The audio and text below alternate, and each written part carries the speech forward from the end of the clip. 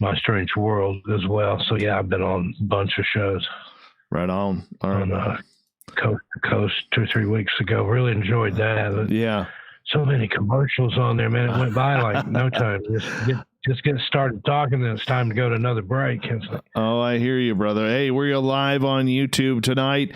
Dave Scott here. I'm not going to lie. Very tired tonight. Very, very tired, but that's okay. And we're going to have one hell of a show as we're getting into Dogman, Bigfoot, anything that is hairy and cryptid, including my ex-mother-in-law. We are getting into it tonight. And our guest is going to be Steve Stockton here, and he is one hell of a guy. He has been all over the place. He is someone who is very, very well-versed when it comes to cryptids, and we're going to get into some very strange, weird stuff with him tonight. Going to give a lot of examples. Let's give a shout-out to everybody in our YouTube chat room. So far, we got... Oh, let's scroll right to the top. What the hell? Desert Clam, Michael, how you guys doing? Hi, Lori. You're looking gorgeous tonight. Lord of Land, welcome to our chat room for the first time. Jules, you're looking beautiful. Stunning as per usual. Hi, Ross. What's up, man? How you been doing? Thank you for coming on in. Who else we got here? We have Mr. Man, Mr. Always a pleasure to have you here, sir. Ad Gnome. I hope your gnomes are keeping your pockets warm tonight, my friend. Thank you for coming on in.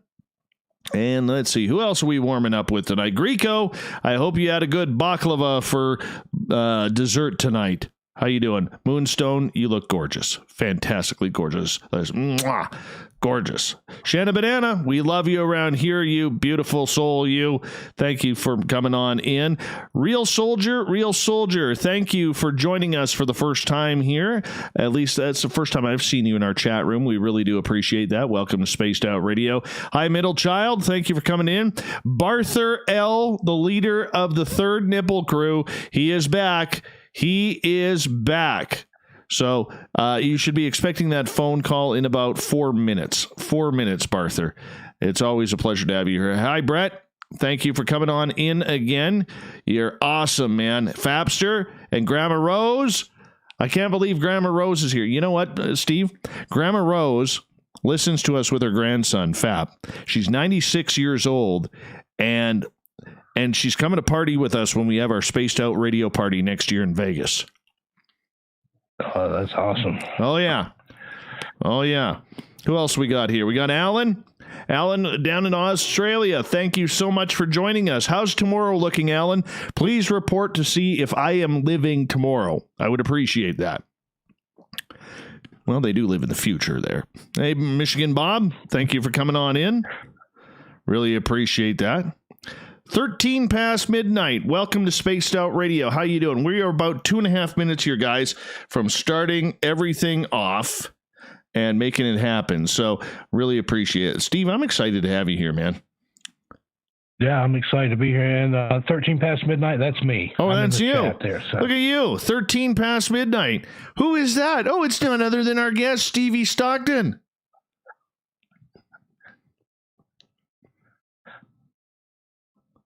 All right, there we go. Works good for me, man. Looks good for me. All right, where are we here? Take a little peek here, make sure. Oh, I got a hair in my mouth. Don't like that. Not a fan of that. Not a fan of it at all.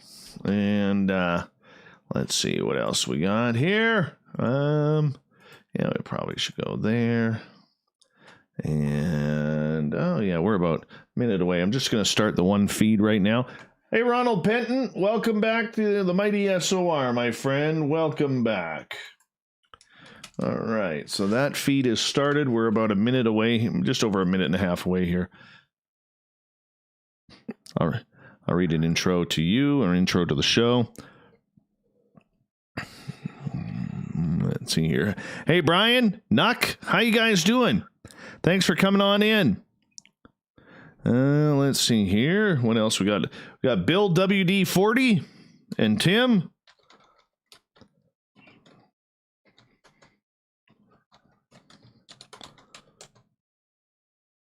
All right, guys. Zachary Messina, thank you so much for coming on in. Hey, I appreciate that. First time I've seen you in the chat room. Welcome to Spaced Out Radio. And thank you for the compliment. Hi, Spookles the cat. Hope you're doing well, my friend. You're doing awesome. Hey, Jim Christie, thank you for joining us tonight. Appreciate that. We are 25 seconds away from kicking it off. Are you excited? Hey, there's little Marky Spender. Him and I are going looking for Dogman on Sunday. We got a refresh report today. We're going for it, man. We are going for it. Reminder, what the hell is it called? The super chat is open. You can join our space travelers for $5 a month. And of course, the SOR Space Travelers Club is there. And don't forget to do a little shopping at the SOR Vault. Let's have some music. Let's get this thing going. Let's have a great show. Hey, Jason, how you doing? Peanut butter rolls. Thanks for coming on out. Good to have you back here, SJ. We're going to have one hell of a show. All right, Steve, let's have some fun tonight. All right, let's go. From the mountains of central British Columbia to you listening around the world, this, my friends, is Spaced Out Radio. I am your host, Dave Scott, sitting in the captain's chair of SOR headquarters, welcoming all of you to tonight's show, including our terrestrial affiliates across North America and digitally on TalkStream Live and Revolution Radio. If you want to take a listen to our archives, they are free for you at youtube.com/Spaced Out Radio. Just do me the favor, hit that subscribe button. Our website is spacedoutradio.com, where we have a plethora of features for you, including rocking out to Bumblefoot and reading up on Captain Shirk's SOR Newswire. Follow us on Twitter at Spaced Out Radio for the show, and my personal handle at Dave Scott SOR. Tonight's show is brought to you by CHIVE Charities. Help make the world 10% happier by visiting CHIVE Charities today. You can find them on our website. We're looking for woo in the woods tonight as veteran outdoorsman and paranormal researcher Steve Stockton has had a lifelong fascination with strange and anonymous tales from the woods, as well as his own personal encounters with the unexplained. There are things in the woods that we do not know yet about and have very few explanations for. This is what Steve is out there putting the time, putting the effort, and the energy into proving. Bigfoot, Dogman, every cryptid in between, he is out there looking for it. Steve is a podcaster as well as an author. You can find his books on Amazon. Then at the bottom of hour number 3, I will bring you the SOR Newswire, brought to you by Paranoia Magazine. Mr. Steve Stockton, welcome to Spaced Out Radio for the first time, my friend. How are you? Hey, Dave. Great. Good to be here. Thanks for having me on. It's a pleasure to have you here as well, my friend, because I can tell you, the minute I put the word Dogman out there, it's amazing how many people are all of a sudden clamoring, I got to listen to this. I have to listen to this. But we're going to get into that a little bit more later on in the show. I want to learn about you here right off the bat. You know, what caused you to have this lifelong fascination with cryptids? Just one of those things. I had my first paranormal experience when I was really small, about 6 years old, and that just kind of stuck with me. And I think that's a natural progression from ghosts and all things spooky into the cryptids and things. Of course, I grew up in the 70s, and Bigfoot was the big thing back there. That was when it really started coming into vogue, came into popular consciousness.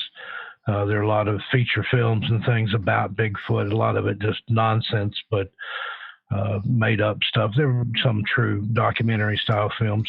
Of course, you had shows like In Search of It. We only had 3 channels back then, so there wasn't a lot of info. It's not like today where there's dozens of paranormal shows of every flavor and shade. So it just kind of stuck, and grew up in the hills and hollers, as they say, of East Tennessee. And a lot of spooky things out there. Did a lot of hiking in the Smokies and other parts of the Appalachian Trail. I've been hiked on the AT in every state it goes through except for Maine. And just the more time you spend in the woods, the more you find out that there are things out there that don't make a lot of sense, and that there are, if you want to call them cryptids or creatures or monsters or what have you, there's all kinds of things out there that we don't know about and don't understand. Mm-hmm. So take us back to your childhood. You said it all started with a paranormal experience. What happened there? Lived out in the country, was playing in the yard one day. It was about 200 feet from the road, the rural country road. Saw a car come down a hill, stop, and what looked like a kid came out from behind the car, ran across in front of the car, down into our yard, and got about 10 or 15 feet in, and then disappeared. And just kind of fell down, boom, vanished. I went right to the spot. No kid, no hole for a kid to fall in, nothing. And it didn't scare me so much as it intrigued me. Just, what's that? Even at 6 years old, I knew that wasn't supposed to happen. Little kids don't run through the road and into the yard, fall down and disappear. And that just kind of started me on my quest of looking into things and not necessarily seeking answers so much as just finding more mysteries. Mm-hmm. And the fact is, there is way more mysteries out there than we could even fathom right now. And do you ever get frustrated with the fact that, there's all these clues, yet we're no closer to solving the real mystery of everything? Not so much frustrated. To me, it's kind of the thrill is in the chase anyway. I like searching for things that there probably aren't any answers for, any hard and fast ones anyway. But it's the thrills in the hunt. If you had the answers, then it would take all the fun out of it. So when you decided to get into this and really dedicate a lot of your time towards searching for Bigfoot, searching for Dogman, and all of these strange cryptid creatures that are out there, allegedly, even though I believe in them, that's a lot of time. That's a lot of energy. What did the people around you say when you made this your obsession? Well, a lot of my family were sympathetic because they had experiences, things that they couldn't explain. Not necessarily Bigfoot, although in a couple of examples, possibly Bigfoot, but they had grown up similar to how I had in similar places, and even more so out in the country on my parents' side. So they knew that there's things out there that are can't be explained, and things that just happen sometimes, and things that are sighted, things that don't necessarily make any sense by our natural laws. When you say things that don't make sense, what do you mean by that? Because, for a lot of people, they may say, well, that's a very vague statement. But for those who've had the encounter, they're going to be cheering you on, saying, absolutely, exactly. You preach it, brother. Yeah, well, it could be like something like a Bigfoot encounter. You encounter a large 8-foot tall hairy beast in the woods. That's not normal. That's not an accepted norm, even though probably more so now than it was years ago. Or my friend of mine encountered something that looked like he thought it was a calf that had wandered out into the creek and was in the water just up to its head. And then when he approached it to see if he could get it out, whatever it was dove and swam off, but it was just the head. Something that looked like a cow's head that could swim. So what was that? I have no idea. I have no idea what that would be, man. I have no idea. I have not encountered a Dogman as of yet. I think I may have been around one, but I'm not sure. I know I've seen 2 Bigfoot.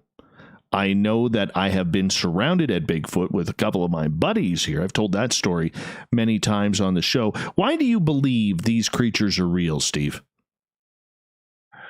Well, from personal experience, I've never actually seen a Bigfoot as far as a sighting, but I have been, like you said, surrounded by them. I've been in areas where they are. I've heard the yips, the owls, the tree knocks, the things that aren't explained by other beasts, and from recordings that I've heard of what purport to be Bigfoot calls, that was what I heard as well. And then up on the Appalachian Trail in Jefferson National Forest near Damascus, Virginia, I was pelted with rocks about 2 o'clock in the morning from several different directions in a place where there's nobody else on the trail or anything. And that was following an episode of tree knocks and calls. I think there was at least 3 of them in different areas, and they were calling back and forth. And then I kind of went to investigate a little bit, and then started getting pelted with little round river rocks, and this was quite a ways from any source for those. And instead of flying in an arc, they came straight out of the woods from several different directions. One of the ones I picked up was almost hot to the touch. So whatever it was didn't like me being there. I was getting too close and threw rocks at me till I decided to leave the area. We get a lot about that rock throwing. Have you been able to determine or decipher the difference in the forest, whether it's Dogman or Sasquatch that could be around? Not really, not other than the noises and the calls that it makes. The Dogman being more canine or lupine, if you will, it has more of a howl, more of that type of cry.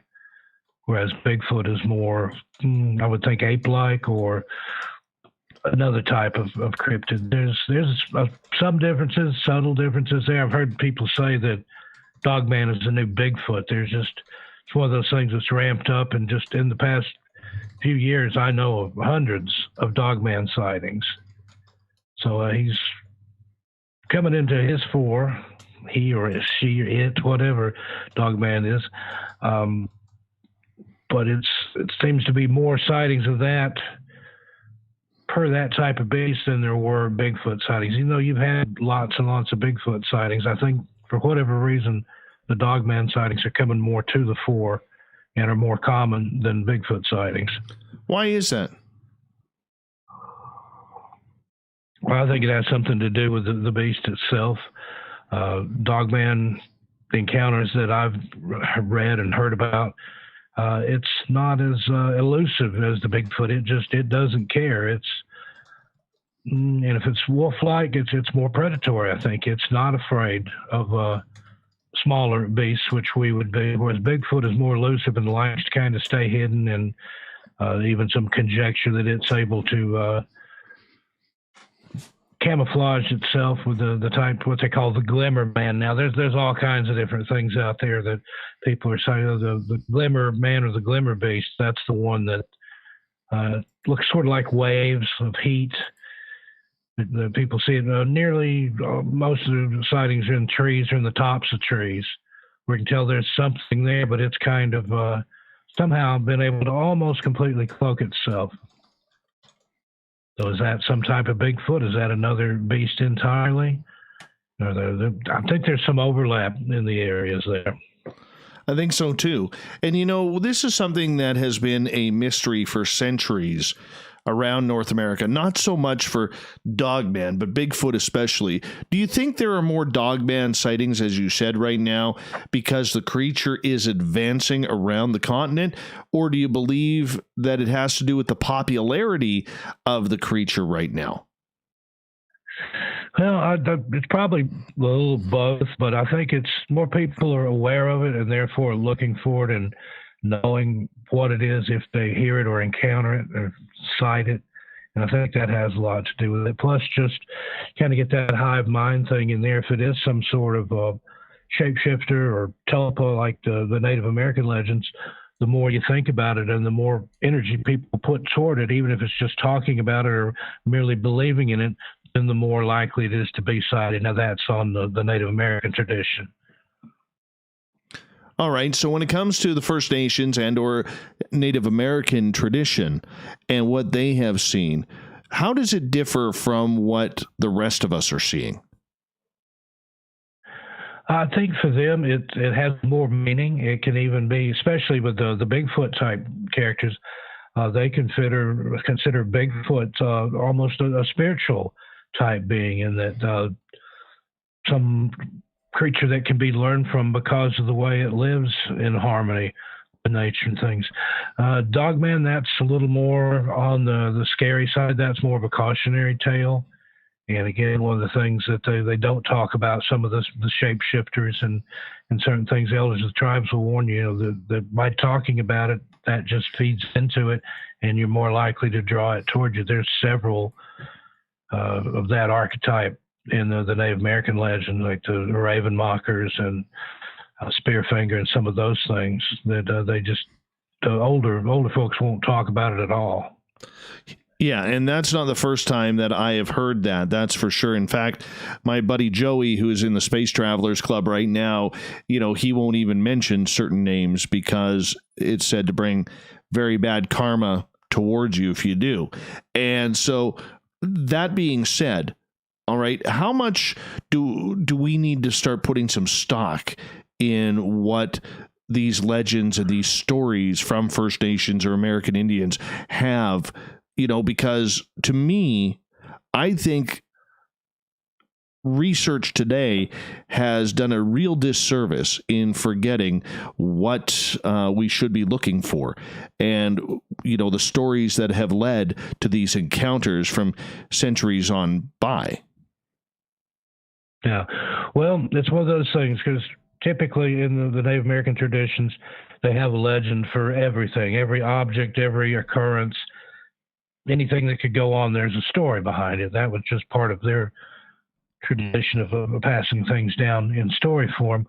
But also, you have to look at the other side of that coin. These are people that lived in the forest and traveled in the woods, and that's how they ate. They hunted, they trapped, they knew what plants they could use for different things.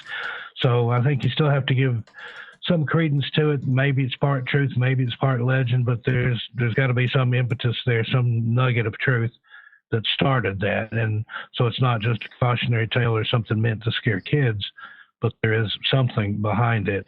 So yeah, I think it bears looking into. What do you think then of researchers today who completely dismiss the fact that many First Nations out there believe, whether it's Dogman, whether it's Sasquatch, or any other type of cryptid, that they may be some sort of shapeshifter. They may be interdimensional. They may have some sort of weird, strange superpowers that we cannot understand. Yet many researchers today are absolutely blindfolded to those ideas and refuse to even research them. Yeah, I think it's a disservice. Like you said, there's, anything bears looking into. If it's something we don't know about, something we can't explain, and we don't have a natural explanation for, that doesn't mean anything to whatever it is, because it doesn't necessarily need an explanation. And another way the First Nations people look at it, that everything that we know of as natural was actually spoken forth by the great sky chief, or God, or whatever you want to call it, out of the supernatural. So if what we consider natural came from the supernatural, then which one is really going to take precedence? And that's the way they look at it. They don't discount anything. That's just the way it is. This is what we believe. This is where it came from. This is what it is. This is why you should stay away from it, type thing.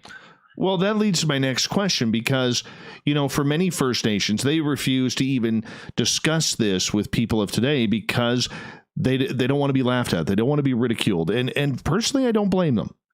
I don't blame them whatsoever, because when you're putting down people and their stories that have been passed on generation to generation, and you're looking at them and saying, well, that's false, that's not right, that's BS, or whatever it may be, eventually you just shut up. You know what I'm saying? And I can understand how that's happened.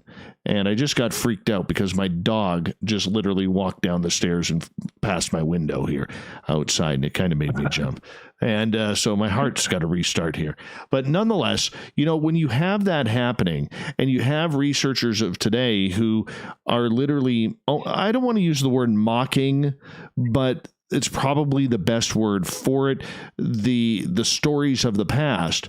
How do we expect to gain any ground on this subject if we're closing such a big door? Yeah, I think you're fighting a losing battle there in that regard. That if you don't take into account the old legends and the old stories, and there's got to be a starting point somewhere. Charles Fort said, "One measures a circle, beginning anywhere." I look at it this way too. You have to take the good or the bad. You can have your own theories, but you can't have your own facts. The way I look at that, a lot of these people that tend to downplay everything, a skeptic is just someone who hasn't had a good encounter yet. That's what I wish for people that don't believe is, get it out there and see what happens, see what you encounter, and then see if you still feel skeptical about it or not. Because I think a healthy dose of skepticism is needed in some cases, especially more the spectacular, the high profile cases that are possibly done for fame and fortune and things. But I mean, just if you look into just the past 100 years or so, all the different sightings all the way across the spectrum, ghosts, UFOs, Dogman, Bigfoot, any number of cryptids or supernatural encounter things. And it's not just here in this country, it's all over the world. It doesn't know any cultural or socioeconomic boundary. You go into any part of the world, they have ghost stories, they have UFO sightings, they have some type of creature, whether it be the Sasquatch or the Yeti or the snowman, abominable snowman. It's out there, and I don't think if people were just making it up and just telling stories that it would be so well heeled and so well traveled. I've spent time in Southeast Asia. They have their own versions of just about every legend you've ever heard of, with unique twists. But you have ghosts, you have vampires, you have ape men-like creatures. So I think there's something to it just because of the sheer enormity of all the sightings and all the different places that they come from. We have about 2.5 minutes here before we got to go to break. At the bottom of the hour, Steve Stockton is our guest tonight. Steve, what do you think Dogman is?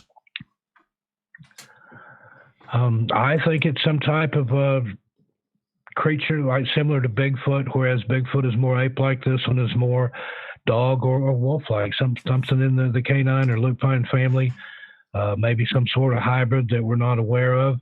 Or if you want to get over into the esoteric, maybe it is some type of elemental, some type of the Fae folk or whatever, that skinwalker, if you will, shapeshifter, that takes on that particular presence for certain specific end game.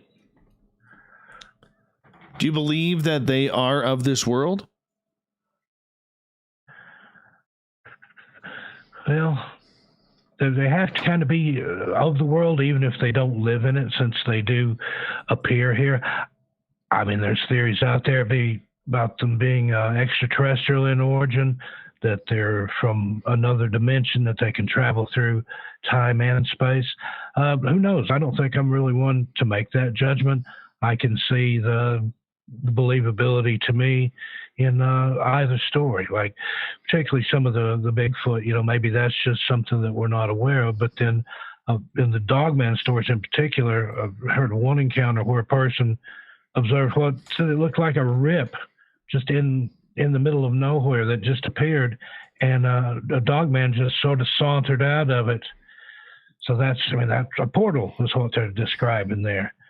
And obviously it knew how to travel that way and wasn't afraid to use it, didn't have any fear. I think that's the thing that's more frightening to me about Dogmen. They don't seem to have as much fear as some of the other creatures, where I actually heard of Bigfoot fleeing from people. You hear more of Dogman, it's more likely to go after somebody, to chase them away. Yeah, it's angry. It's very angry. And I actually had a report today from a friend of mine, an acquaintance in my town here, and we just started talking out of the blue. And he says to me, he goes, "Did you ever hear of Dogman?" And I'm like, "Yes, I have." He goes, "What do you think?" He's got a very strong, thick French accent. And I said, "Very real? Why?" I said, "Where have you seen one?" He goes, "Oh, in my backyard a month and a half ago." And he lives about 12, 14 miles from my house. All right. Wow. And I'm like, "I'm coming over." And he's like, "Okay, call me Sunday." So Bazooka Joe, who's in the chat room, is Timber Hunter, and we're going in. We're going in on Sunday. But Steve, you hold on. We're going to talk more Dogman, Bigfoot, anything cryptid tonight as we're dropping the gloves on Cryptids with Steve Stockton right here on Spaced Out Radio. That's a good half hour. Good, solid, manly half hour there, Steve. Thanks.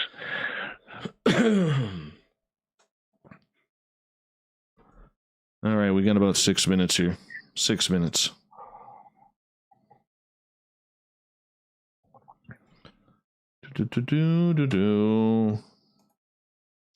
Can't wait to get out there. Yeah, that's going to be a lot of fun. I know here, I'm in Portland, Oregon, just across the river, a little ways up, East City Ranch. Yeah. In Washington State. A friend of mine went up there and she saw a Dogman. Said at first she thought it was a Bigfoot, said it was a large, hairy creature, but then when it turned in profile, it had a snout like a dog or a wolf, but it was bipedal. It was walking on 2 feet. So interesting. I'd love to have a sighting. Absolutely. I would love to see this thing too, man. I definitely am bringing toilet paper with me just in case, but I'll get more into the story here because I'd love to share that on the air about the conversation I had with this gentleman tonight or this afternoon. And but it's interesting. It's very interesting, and it'll be interesting. I can't stop saying interesting for some stupid reason. Oh my God, that's terrible. Does he see it on a regular basis, or is this just a one-off thing? That'd be great if something that he sees with some regularity. Well, he's seen it twice in about 8 months. And so, but there's a weird, and I'll mention this on the air when we go there because I'll keep the audience. I'm teasing the audience here, but there's a weird thing that happened there. It's out of the ordinary. Out of the ordinary.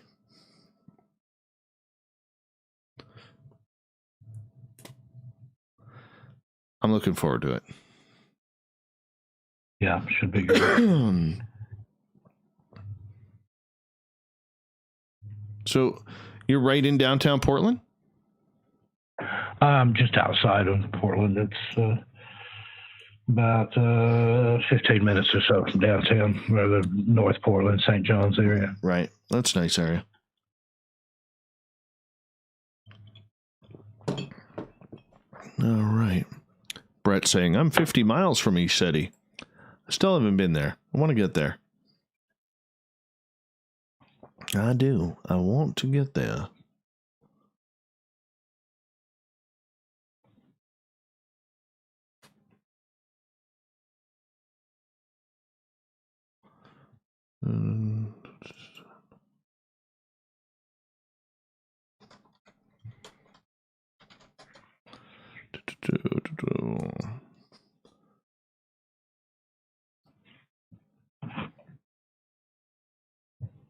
Lots of people chatting in the chat room tonight. It's cool.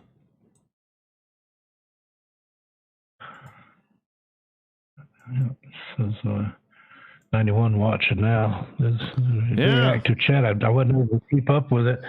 Once we started talking, I had my eyes dilated today, and I still can't see that well, so a lot of it was just scrolling by, but I was more concentrated on talking or answering your questions there. So, but yeah, I see a few people recognizing there, and Celine.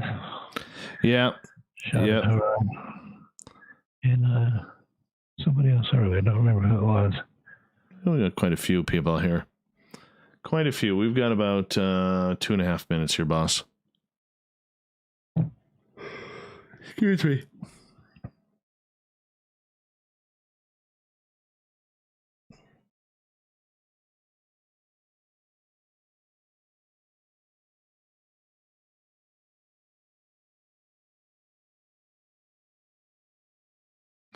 All right, 2 minutes. Do I listen to Paranormal Portal, Dave? No, Dave doesn't have time to listen to anything. Give you an example. Today, I woke up, my alarm went off at 7:45. I was at my daytime job for 9 o'clock. I got home at 8:10 tonight, my time. Went right into the studio to start prepping for tonight's show. And then at 9 o'clock, we went live with all of you. So literally, I have been going all day, and it's been like that for a while. Not as many hours, but it's just because that's what needs to be done right now. It's what needs to be done. Hey, Zeus, how you doing, man? Hey, BGs, thanks for coming on in. And we got about 1 minute here. Steve Stockton is our guest tonight. We're talking Bigfoot, Dogman. Hey, Bama, how you doing? Good to have you here. 1 minute, bud. All right. Usually I like to, in between my jobs, I like to sneak in about a 10, 15-minute nap. There was no time today. So I apologize. If you hear me yawning, it's because I'm not bored. I am truly, truly tired. So I forgive me, Steve, for being tired tonight, man. No worries. I hear you. I took a nap. I'd just gotten up. When you messaged me and told me we were on in 15 minutes, I thought I had another hour. I was confused on the time zones. All right. Hey, we want to say thank you to everybody who is listening in so far. Please do us a favor. Give us a thumbs up or a thumbs down. Really doesn't matter to us. Just give us a thumb. We just want one thumb. Anyways, the super chat is open. You can do a little shopping at our SOR vault on our website and join the Space Travelers Club for $5 a month. Here we go with the second half hour of the show. Coming up, in about 8 seconds here. Let's get through some thunder first. Ooh, thunder. Scary, scary stuff. It's okay. It's recorded. It's Memorex. There's the music. And here we go. Welcome back to the second half hour of Spaced Out Radio. Tonight, I am your host, Dave Scott, sitting in the captain's chair of SOR headquarters. Great to have each and every one of you with us tonight. We want to remind you that if you've missed portions of this show or others, you can check out our free archives by going to youtube.com/Spaced Out Radio. Just do me the favor, hit that subscribe button. Follow us on Twitter @Spaced Out Radio for the show. My personal handle @DaveScottSOR. Why? Well, just because it's kind of the cool thing to do these days, and we'd love to add you back as well. We're talking Dogman tonight, Bigfoot as well. Researcher, author, guy with good facial hair. Steve Stockton is with us from Portland, Oregon, as we are breaking down what these dogmen are. Now, right before the break, Steve, I was telling you a little bit of a story along with the audience where I got a report today in my own area about a dogman sighting. And this came from a person who lives about 12, 14 miles from my house, not very far. And it happened about a month and a half ago. And this gentleman, he rescues older dogs. So it's not out of the ordinary for him to have 10, 15, 20 dogs around on his acreage because, sometimes he adopts them out, sometimes he doesn't. It all depends. He's got a home for all these dogs. Big, big heart. And so he was calling his dogs back. They were out running around the yard, and he was calling his dogs back, and he noticed there was 3 or 4 of them that just weren't there. And he looked down kind of this little hill near the bottom, and he saw 3 of his dogs surrounded something black. But the dogs weren't barking. They weren't going crazy. They were just calm as anything. And then this big black thing stood up on 2 legs, and he said it looked like a dog. And the thing that caught him off guard was that his dogs were completely calm over this. They were not freaking out. They were not protecting their property. They weren't sensing any danger whatsoever. And he said that he almost got hit with this telepathic message that basically said, I'm not here to harm you, so please don't harm me. And the thing just got up and walked away. What do you think about that?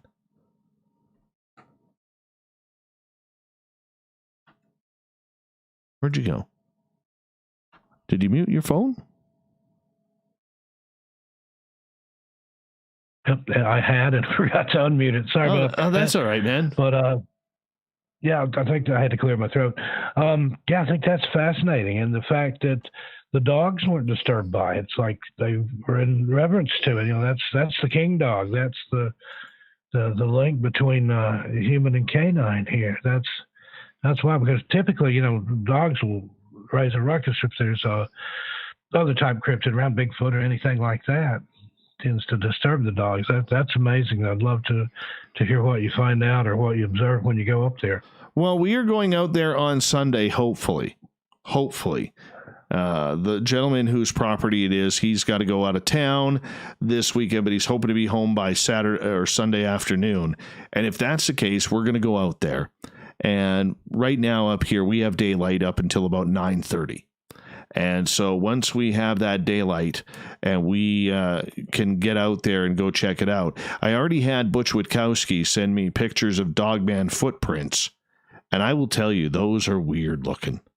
Those are weird looking. It's like, for people who don't understand, it's like these big giant claws like a cougar or a bear would have, but then it's got a dog-like paw that is kind of separated from the claws. And it's freaky. It's absolutely freaky. Have you seen many of those? No, not the way it's described. I'll have to send you the photo.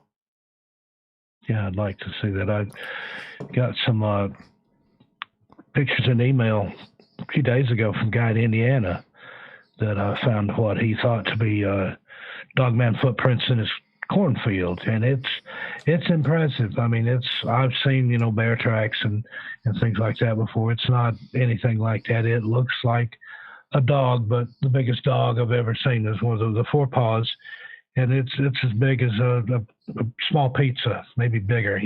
That size. Oh yeah. It is intimidating, and for people who are searching for this creature, what is the dangers of it? What do we need to be aware of?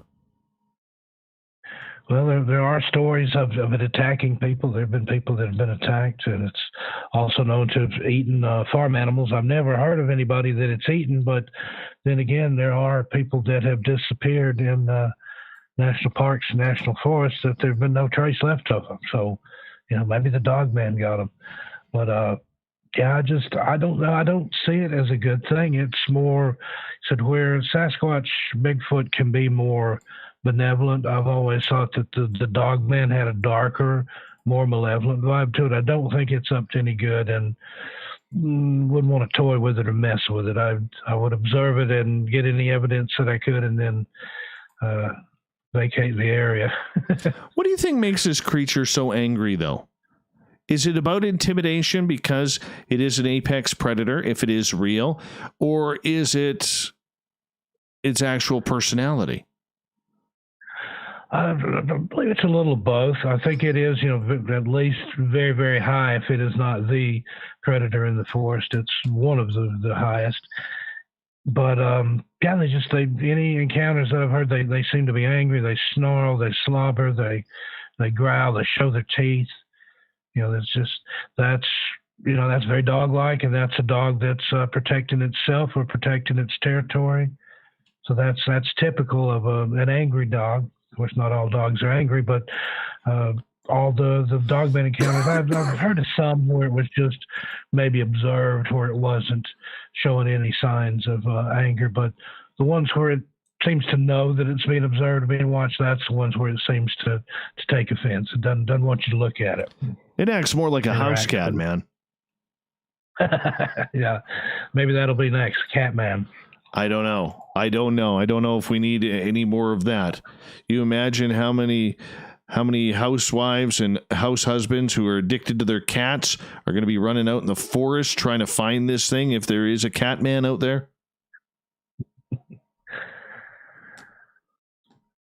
I went there. I did. I went there. Maybe I shouldn't have, but I did. Anyways, anyhow, moving on. That was part of the Canadian humor I don't think many people got. I don't even think I got it myself, but that's okay. That is very okay. Dogman, what kind of creature are we looking at here? Give us for people who may be tuning in for the first time and not know what we're really talking about. What kind of creature are we looking at here? Well, it's described as a hairy beast, of course. It's bipedal, walks on two legs like a human, although I think it is capable of getting by on four. It can run and travel on four, but it seems to prefer walking on two legs. It's covered in a thick hair or fur, usually dark brown or black, most of the encounters that I've read about. and it's more like your classic Wolfman type thing, and not the ones that you see in the old movies and things, but more the werewolf stories from Eastern Europe, where a lot of that originated. The Dogman kind of fits that archetype a little better, although a lot of the sightings, and that's why they call it Dogman, it looks more dog-like than wolf-like. And there must be something to that, because I think just the sheer fright of encountering something like that would be an unusual thing to notice. But, well, it looked more like a dog than a wolf, so it must be very prevalent dog features. Mm-hmm. And, many people hadn't heard of this creature until Linda Godfrey came out in 1989 with the story of the Beast of Bray Road in Wisconsin. And that just kind of took everything off. If this creature has been around for such a long time, why wasn't it until only 31 years ago that we started hearing about this? Yeah, that makes you wonder. It was kind of the same with the Bigfoot, even though it had been in legends going back, hundreds of years in some cases, to there were accounts from the early settlers and hunters and trappers and things like that. Again, it didn't get into vogue until it became a popular thing with the Gimlin film there, in the 60s, when that came out, and the first, what many consider to be real evidence. I mean, I know that's open for debate whether that film's real or not, but that's the thing that seemed to bring it into public consciousness. And again, more people are aware of it, then you bring out people that, maybe that's what I saw that time that I didn't know what was. And I think it's kind of the same with Dogman or any of these, like the Glimmer Man. Now you've got those stories circulating. That's very popular. Plaid Man, heard of that? It's a lumberjack type entity that Strange Familiars podcast talks about it a lot. And that's another one that the more you hear about it, the more sightings you're going to hear of. I even have a story on my YouTube channel, 13 Past Midnight, called The Phantom Woodcutter, The Phantom Woodsman. I don't remember the name. But now that I've heard of the Flannel Man, it totally fits in with the Flannel Man story. The person that I collected that from, I think he had a Flannel Man encounter now, whereas before it was just some strange person out in the woods chopping trees where he wasn't supposed to be, that later proved to not be there. So sometimes, you don't really know how to classify things until there is a classification for it. Well, you know what? It's very interesting, because any type of flannel man out there has to be Canadian, because we all dress in plaited flannel up here. So I'm sure if you run into the flannel man, he will be polite and offer you a donut or play some hockey or something along those lines. But that one kind of makes me shake my head, because look, I can understand seeing a ghost of a logger. Why do we have to give the name of like flannel man to all of these things? I'm just curious. Yeah, well, that one in particular, he's seen it. It's a certain type of flannel. And like a black and red, I think buffalo pattern is what they call it. I'm not familiar with all the different tartans and plaids and things, but the majority of the sightings have been with the exact same pattern in the flannel. And it's just one of those that's become an archetype. And he's another one of these that doesn't necessarily seem malevolent nor benevolent. He has helped people in some cases, but he seems more intent on just scaring people, or he's kind of a harbinger of doom or bad things in some cases too. So there's a lot of flannel man sightings preceding a death in the family and things like that. So I don't know, that one's kind of strange to me too. But you have all these different. You have the Men in Black, you have the Black-Eyed Kids, you have the Phantom Clowns. There's whatever it is out there that's coming out with these things. It likes a little variety every now and then. I think my favorite videos of the Phantom Clowns were, when people would pull up on these clowns and, in their car or something, then they just get out of their car with like a baseball bat and start chasing the clown away. That made me fun. I would do that. I would totally do that. I remember with the last flap there were a lot of sightings. It's been several years ago now. There were people online putting pictures up of clown hunting permits, and he had a daily limit to how many you could bag. But that was what was interesting, that some people were scared. Some people were afraid of it. I know there's a particular phobia that involves clowns. But there were other people that was one they wanted to fight back. And I like the idea of that, if it is some sort of weird creature, entity or something, that it wasn't able to totally box people in, that there are people that take offense at being clowned, as it were, and would go after it and chase it. So maybe that's why it died down. There have been similar flaps of that. I think the first one was back in the late 70s or early 80s, where it started in, I think, Boston. And then again, like this last time, it just kind of spread. And then all of a sudden there were sightings everywhere. Back then it was 2 or more, and they were driving a black van. And seen oftentimes at literally hundreds of miles apart, but with the exact same description. So was it a concentrated effort? Was it mass hysteria? I don't know, but it's fascinating how just something like that can just start appearing, and then everybody starts seeing it. It very much is. Do you think it's a lot of copycat, though, even with Dogman or Bigfoot? I think there's some where if you put that in somebody's head, then they'll sometimes see what they want to see. I've got a story in my book called The Light in the Coffin about a guy out in the country that had been dating this girl, was walking back home to his house really late at night, took a shortcut through the woods, and saw what he thought was a coffin with a light in it. And scared him. He ran home and woke everybody up, and his mother, who was real superstitious, and, oh, yes, that's a bad sign, and he was afraid he was going to be dead by morning because he'd seen a coffin with a light in it. Well, the whole house in uproar, and finally the dad says, okay, I've had enough of this nonsense. Come on, I'm going to take you. We're going to go back out there. We're going to find this coffin with a light in it. Well, comes to find out, it was a hollow tree that was partially bursted open there, and there was a firefly or a lightning bug caught in a spider web, and that was a light. But this guy, when he saw it, it was a coffin with a light in it. There was no question about it.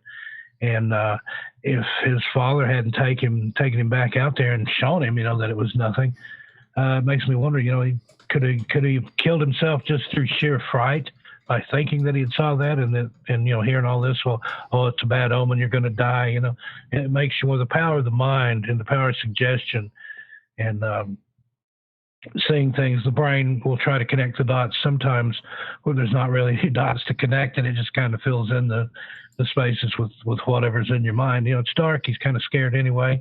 There's a coffin with a light in it. That's incredible. That's incredible. We've got about 6.5 minutes here before we got to go to break. At the top of the hour, Steve Stockton is our guest tonight on Spaced Out Radio. Let's get back to Dogman here for a second.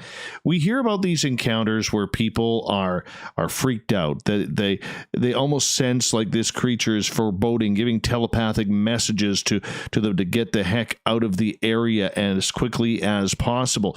What do you think about that idea of this alleged creature sending telepathic messages? Well, that's something that tends to be common in alien cases, like the abduction cases and sightings of those type beings or creatures, or whatever you want to call it. They have the power, according to eyewitnesses and people that have encountered them, to converse telepathically. And I've heard the same said for Bigfoot.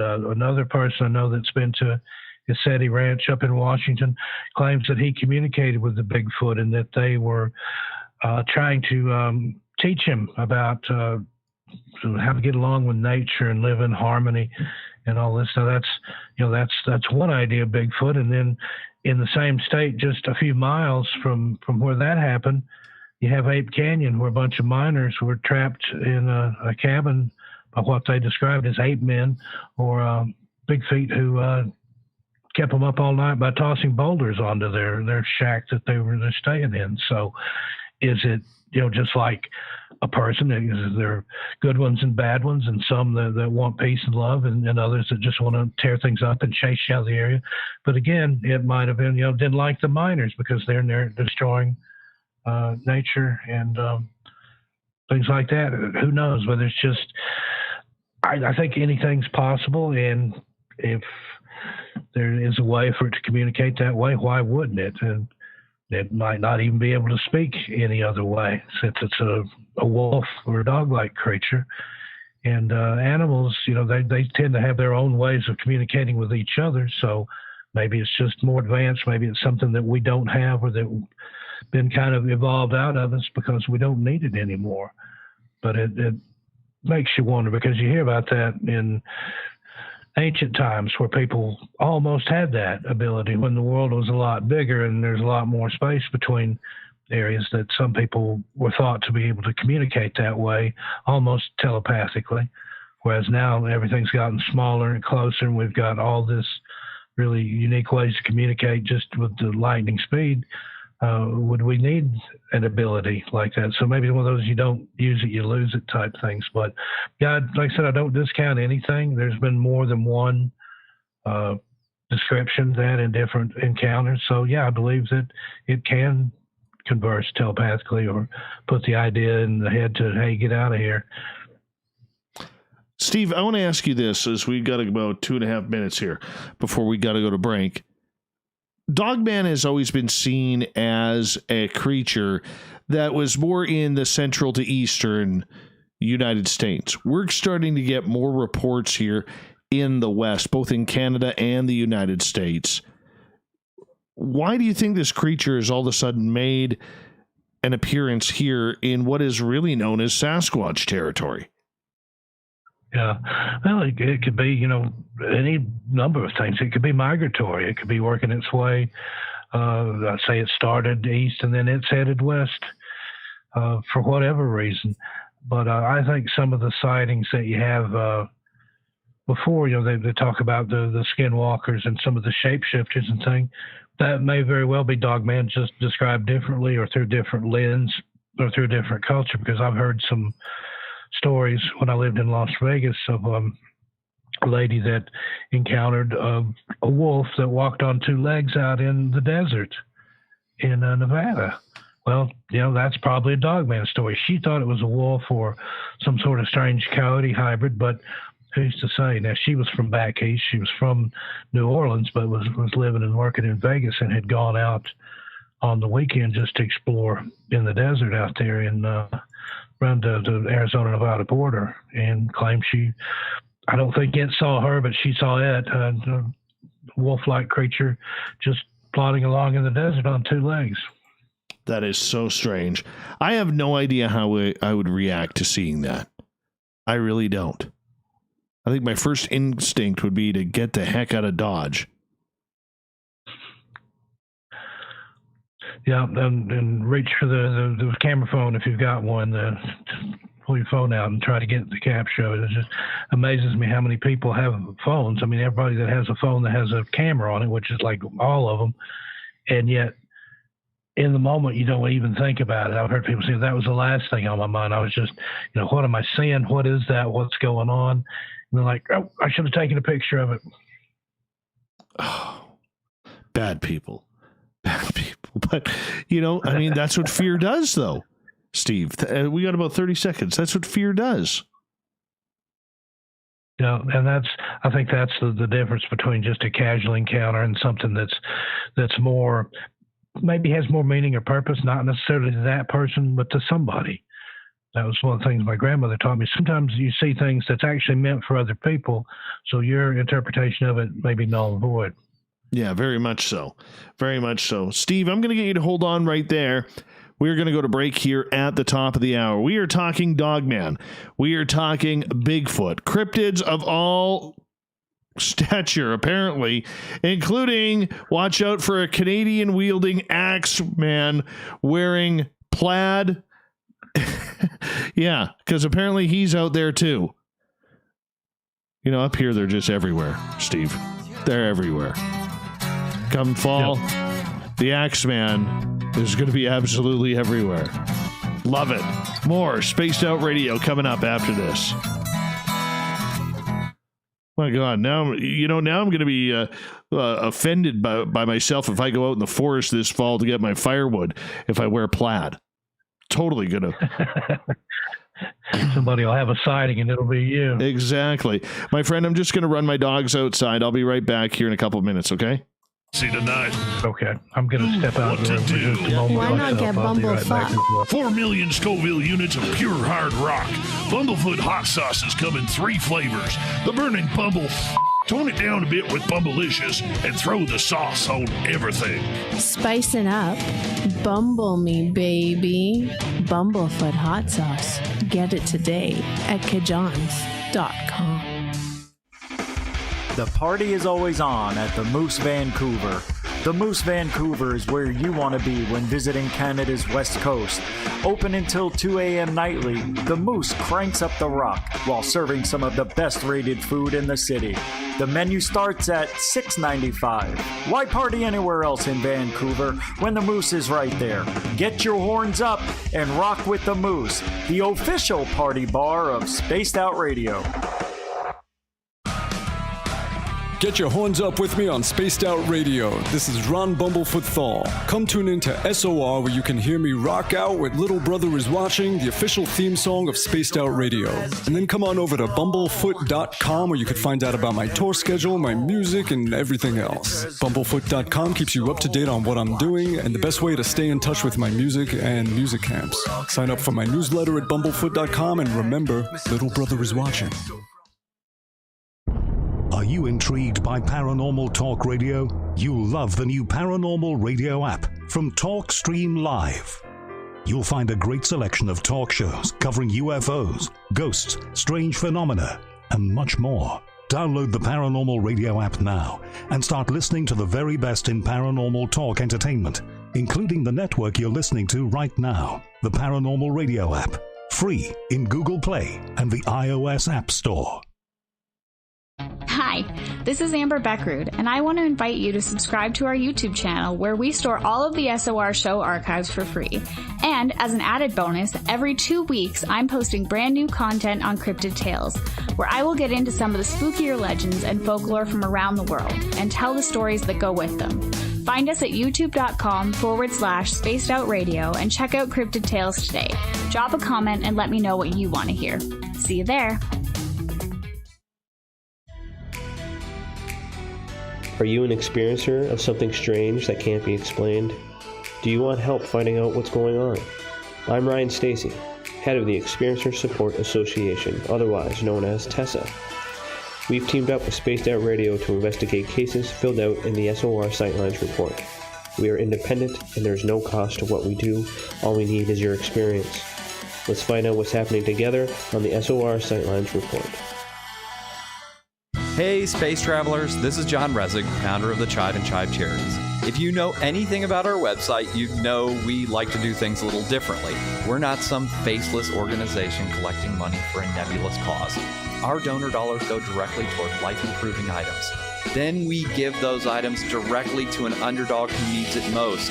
To become a donor with Spaced Out Radio's official charity, CHIVE Charities, just go to chivecharities.org/donate. We all know on Spaced Out Radio we love a good beard and mustache, so why not take care of your facial hair with Mighty Moose Beard Oil? Made in Canada, we're taking care of beards and stashes around the world. We use 100% natural ingredients with our oils and balms to make your whiskers feel silky smooth. Use promo code SOR2019 at MightyMooseBeard.com today.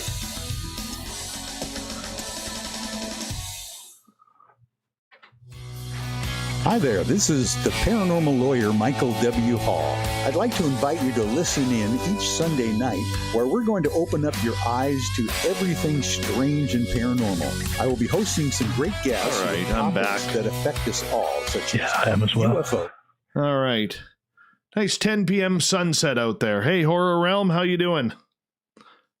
It's kind of nice to see the sun setting at 10 p.m.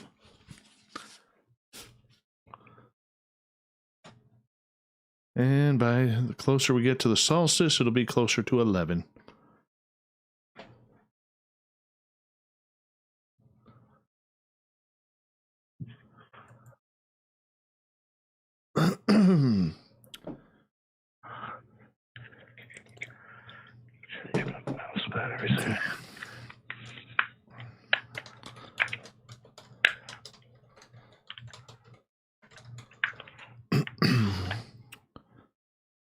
Remember to put your questions in capital letters if you're in our chat room tonight. Thank you so much for everybody tuning on in to us on YouTube as we are live here every Monday through Friday night. Thank you so much. Hello, Amy Wallace. The beautiful, lovely, and talented Amy Wallace is back for the second night in a row. Let's give her a clap, everybody. Amy Wallace, everybody. Amy Wallace. She'll get embarrassed, and then she won't come back for like months. Well, until John Tenney's back. We love you. We love you, Amy. Hey, Jose, how you doing? Thank you for joining us tonight. How you doing, man? All right, we've got about just over 90 seconds here. 109 people watching right now. What are y'all doing when you watch? Be honest with me. What are y'all doing when you're watching? Because this isn't pretty to look at. I could tell you that. So how many of you are actually on a secondary screen just listening to the show? That's what I want to know.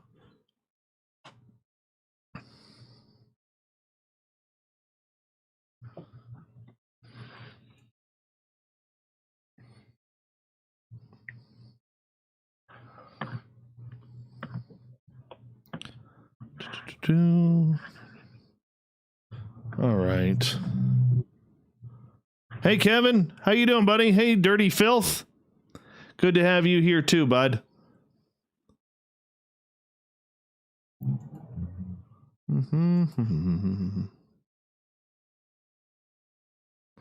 All right, we got about 45 seconds, bud.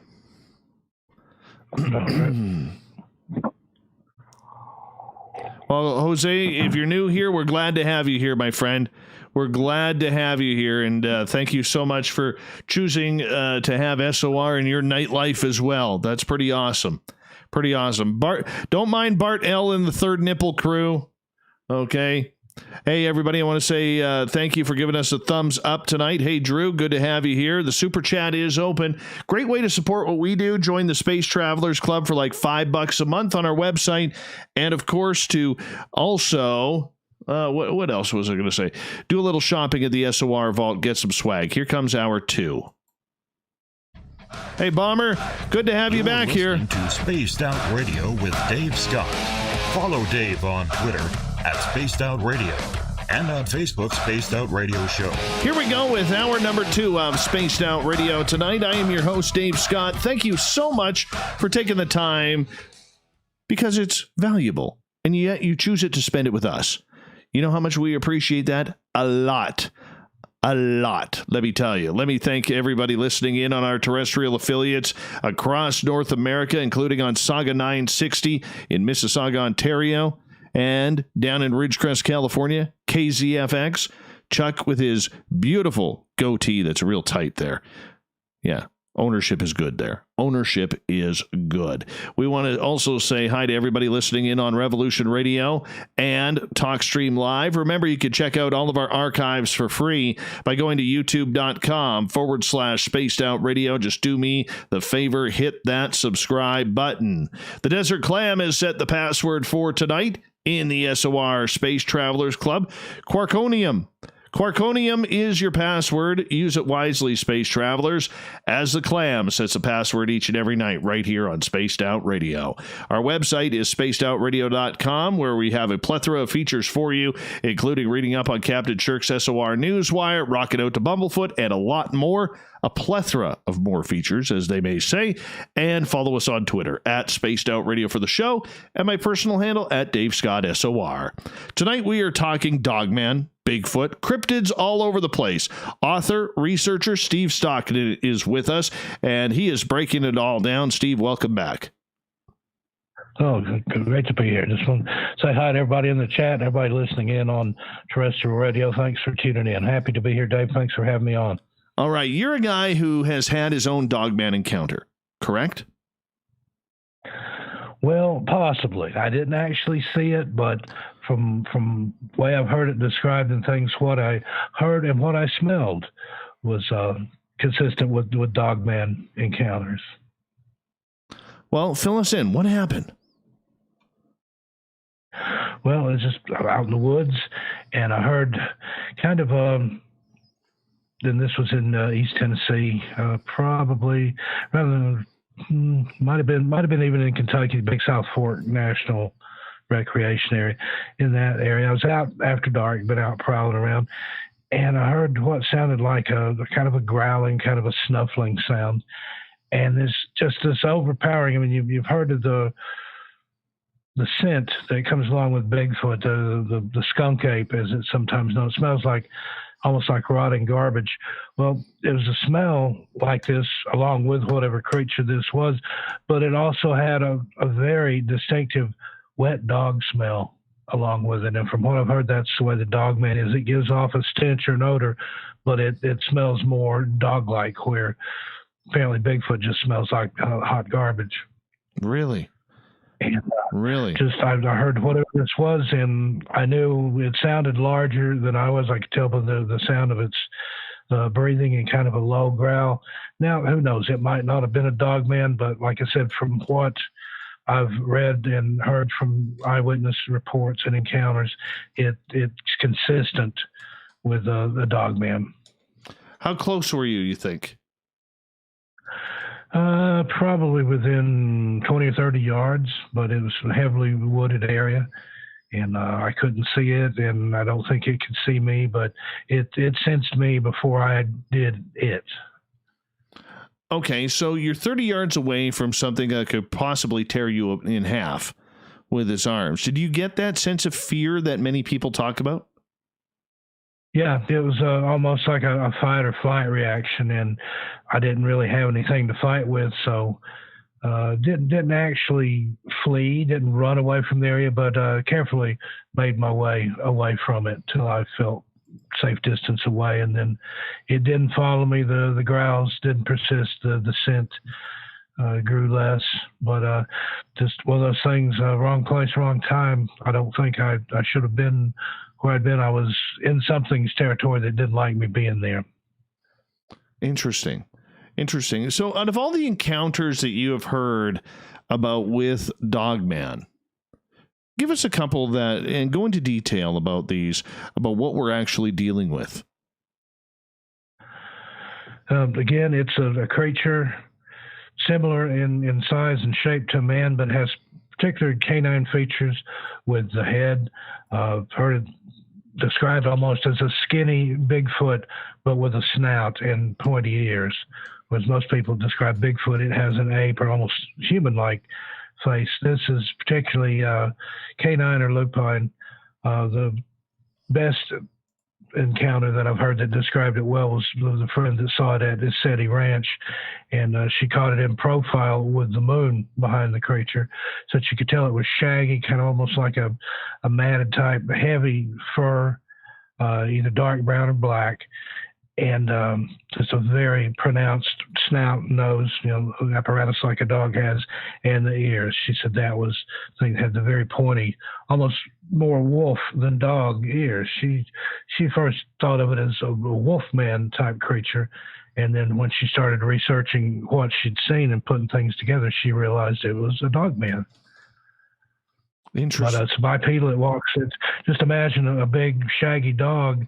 She was very lean, very muscular. She told it wasn't, where Bigfoot is sometimes describing as being kind of heavy set. This was lean, very capable of, running swiftly and things that a dog or a wolf could do. You tend to see large dogs like that have a lot of muscle and things. But she wasn't necessarily scared of it as she was just curious. But she said she was, didn't want to reach out and touch it or anything. She wasn't really that close to it. She was within actually a few feet of it. But she could see where it was breathing. It was in I think it wasn't in the winter months. It was probably more in the fall. But she could see the breath, the vapor from where the thing was breathing. Oh, wow. In profile. Was it a loud breather? That's too close for me. Yeah, it was kind of growling and kind of it was almost like a cross between a whine and a growl, and it's breathing like it had been running. She didn't actually see it run. She did see it walk a few steps. It stepped out from behind some brush, but she said it was definitely on two legs, and she was almost mesmerized at first. It took her said it was probably just a few seconds, but it seemed like minutes before she kind of, the paralysis of wonder that she had broken. She's like, maybe I shouldn't be this close to whatever this is. And she just slowly and reverently backed away. She kept looking back, to make sure she wasn't going to fall over anything, but she kept an eye on it to make sure that it didn't follow. And that was in Washington State.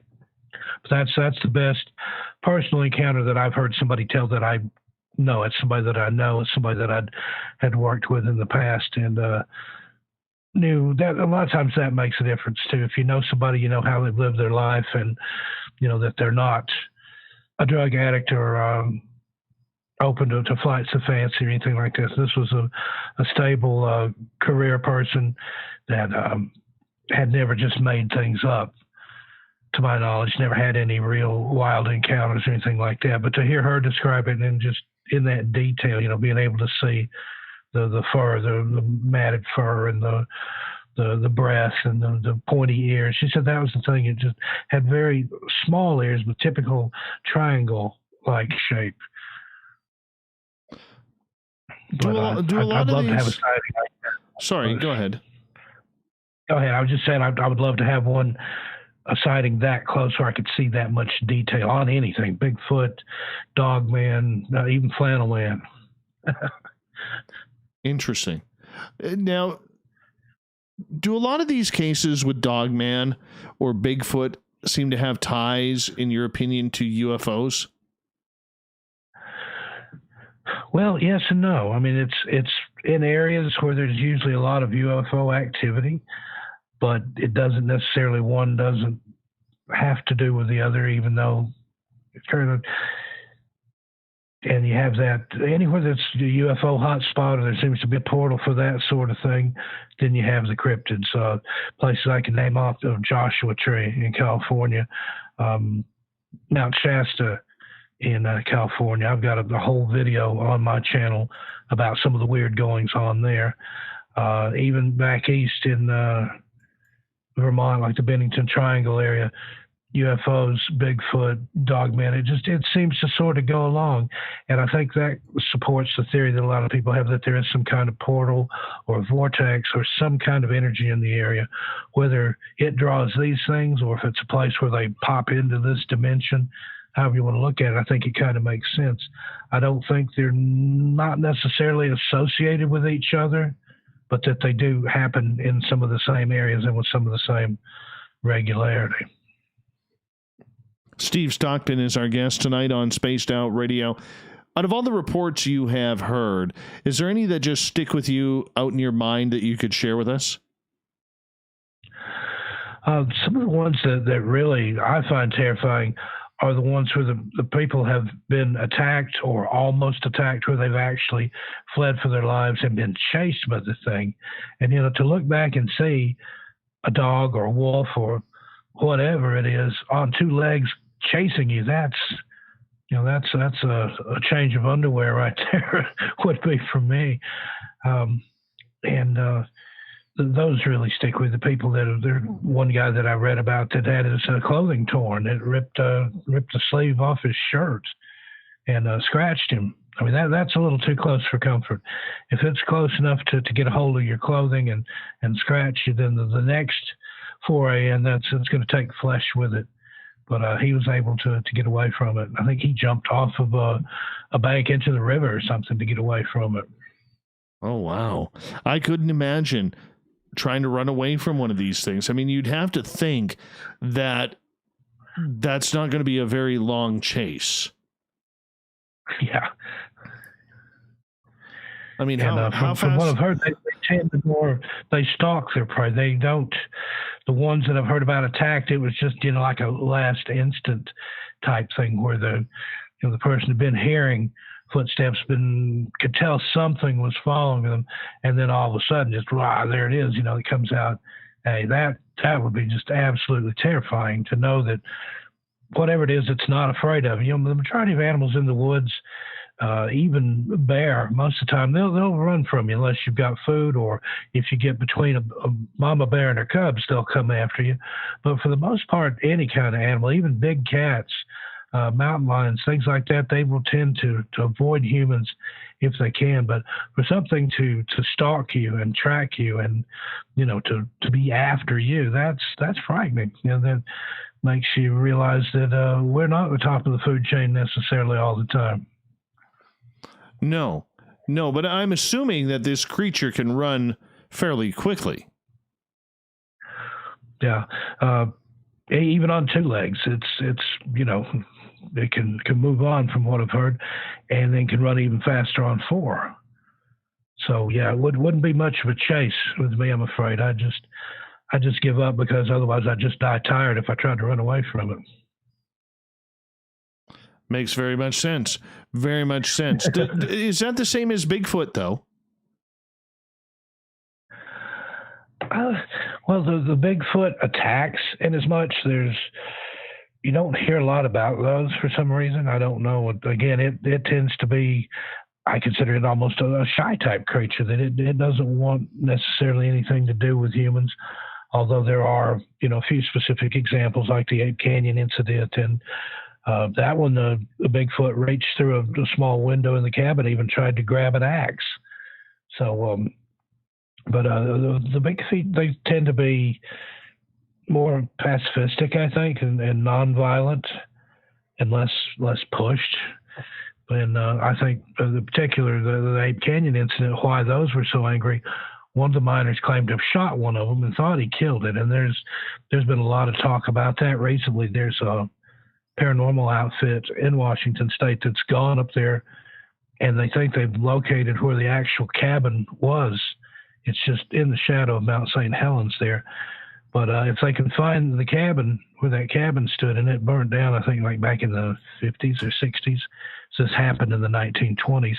But they think that there might be a skeleton there if the guy did kill one of them like he claims to have. So that'd be interesting. That's something I've always thought about, that I hope if they ever do find a Bigfoot that it's already deceased. I would hate for them to find any kind of creature, cryptid like that that they could take alive.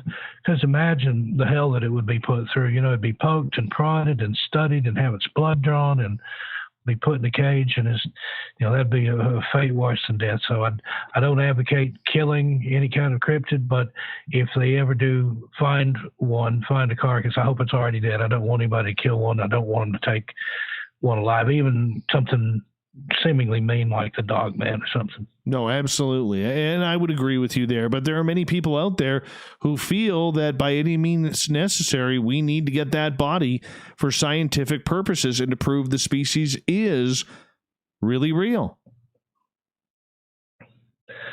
Yeah, I can understand their argument, even though I don't agree with it. I'm not a hunter myself, even though I enjoy the woods and enjoy going out in the woods and being around where people are hunting and things. It just, I never cared for it. Just not even for, I suppose I would do it if it was that starved, but I don't have the heart to kill another creature like that. And especially something like a Bigfoot that seems to have, in some cases, compassion and empathy and things like that, that appears to be just some sort of strange creature that wants to be left alone. I totally understand that. That's me.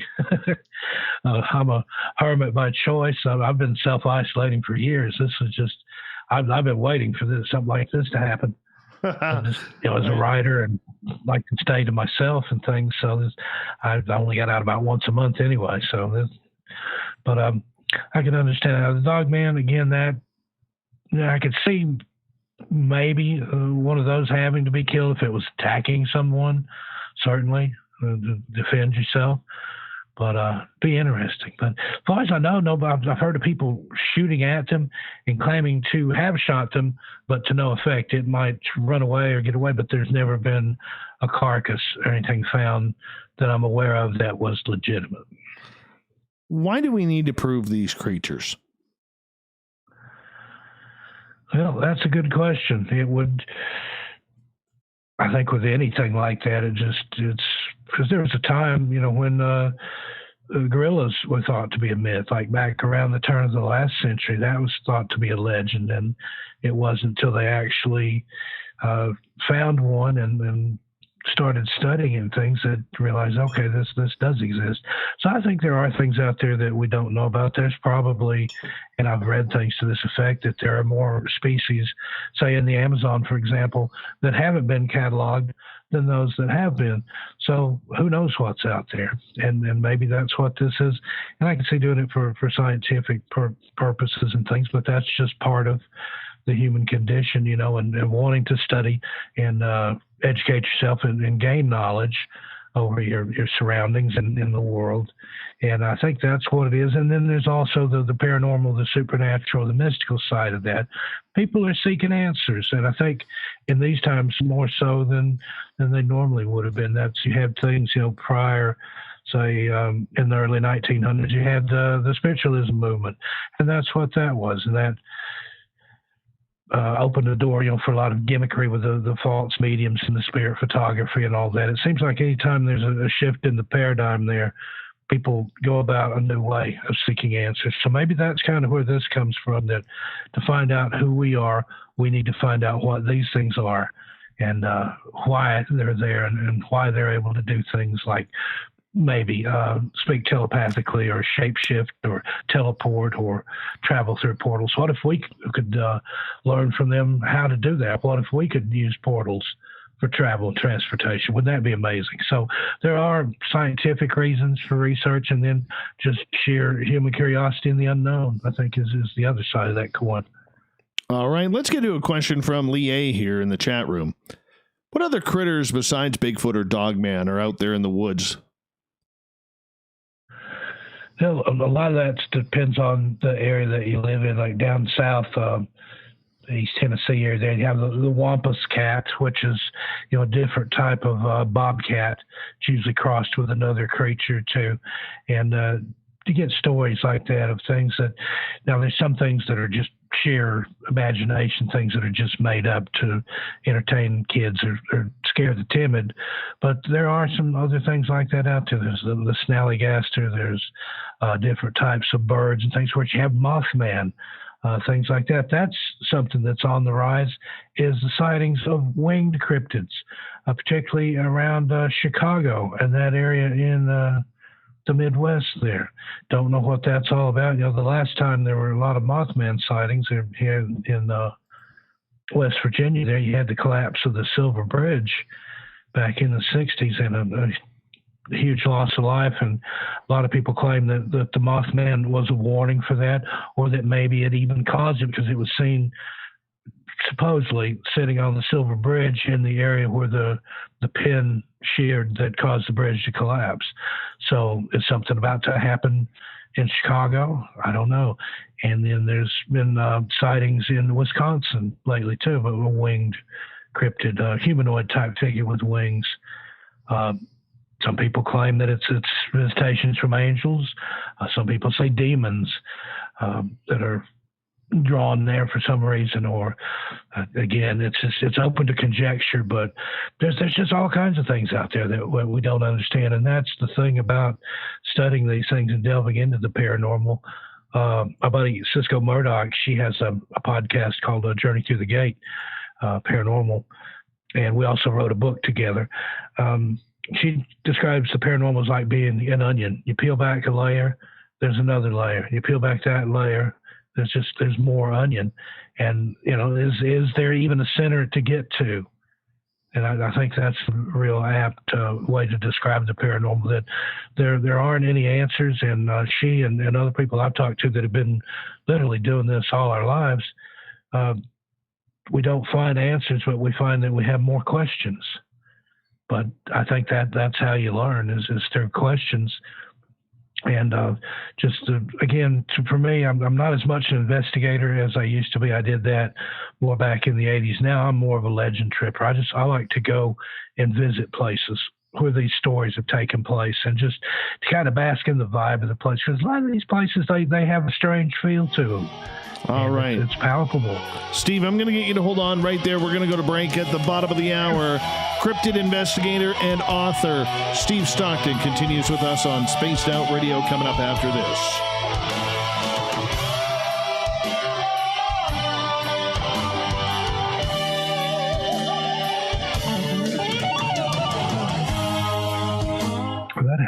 flew by. Oh, tell me about it, man. Tell me about it. Where did that go? Where'd it go? Where'd it go? Thank you, Shanna Banana, for the super chat. Really appreciate that. We're at over 120 people watching now. And Bama's going to bed. Oh, we are 131? Are we at 131 now? This may be a new record. This may be a new record tonight. We're at 130. I believe that is a new record. I do believe that is a new record. I'm hearing we hit 131. So, I'm seeing 131 right now. It just went up from 129. Yeah. So, cool. Yeah. Cool beans. Yeah, you may have set a new record here, my friend. All right. Well, I meant to interact more with the chat, and I was cautioned when they first found out I was in the chat. So, oh, that's a bad idea. You'll spend more time fighting with the chat than you will. But now all we need is to double up those likes, and then we will be able to break that record of 104 likes. Yeah, it's going up just when it hits 68. Come on, smash that like button, folks. There we go. There we go. There we go. Perfect. Perfect. All right. That's good stuff, man. Good stuff. I'm enjoying myself tonight, Steve. Oh, yeah, me too. Always. There's anything I enjoy almost as much as writing these stories and stuff. It's going on and talking about them and getting them out there to the people. 132 now. Keep on going. Spread the word. Mm-hmm. Light it up. Share it. The kids, film the neighbors. Yep. Tweet, share. Well, we're going good. We are going good. Little Stevie Stockton action on the Spaced Out Radio tonight. It's awesome. Awesome. 135 now. Hey, thanks for subbing, RTN. Appreciate that. Appreciate that a lot. Thank you. Yes. Well, you got like 30,000 followers on your YouTube channel, don't you? On the missing persons and missing persons and mystery channel, yeah, there's I think we hit 35,000. Nice on there. I'm just co-owner of that when I do the narrating and some of the writing. That's Bill Melder started that channel. I'd like to shout out Bill tonight if he's listening. Good old Bill. And then on my personal YouTube 13 past midnight, I've only got a couple of thousand on there, but I've only been doing that one about a year, 15 months, something like that. Yeah. We've been doing the live shows on here since March, and it's been different. It's been different. Not going to lie. Not used to seeing this. But you know what? Yeah, it's what the people want. You got to give the people what they want. Yeah, absolutely. I've been doing a campfire story stream on Friday nights, not every Friday night, but some Friday nights over on the Missing Persons and Mysteries channel. And that's a lot of fun. I'll have somebody come on and kind of swap stories, legends, ghost stories, things like that. Nice. Have a virtual campfire background with a crackling fire and crickets and things. And I have a lot of fun. I'm a storyteller more than anything.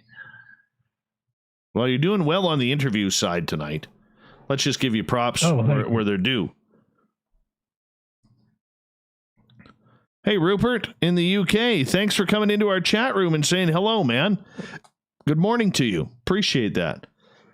Let's see. It's probably about 7 in the morning there. 7 in the morning, I think. 7:30, I guess. Yeah. British Standard Time's about 8 hours ahead of us. Yeah. That's what I was thinking. Or 6:30 in the morning. It's early or late, depending on whether he's been up all night or if he's just getting up. Exactly. Exactly right. Just crack a Molson and on air. Dave coming, man. Hey, you never go wrong with a good Canadian beer. Never go wrong with a good Canadian beer. Bazooka Joe is good. He's got a little bit of a gout flare up right now, but that's okay. Hi, beautiful Marie. How are you? Thanks for coming on in. They just keep coming. Hey, if you're in that in the audience there and you're not in our chat room, do us a favor. Come into our chat room and say hello. Come say hello to us, because we'd absolutely love to be able to say hello to you back, and we would appreciate that. It's 6:34 a.m. right now, so we were off by an hour in the UK. And there we go.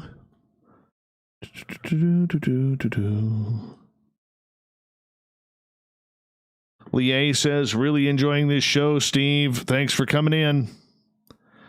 The beautiful Eva. Oh, my pleasure. Thank you. The beautiful Eva says, hi, gang, working around here, house, but peeking in. Well, we're peeking at you right now, Eva, for coming on in and saying hello.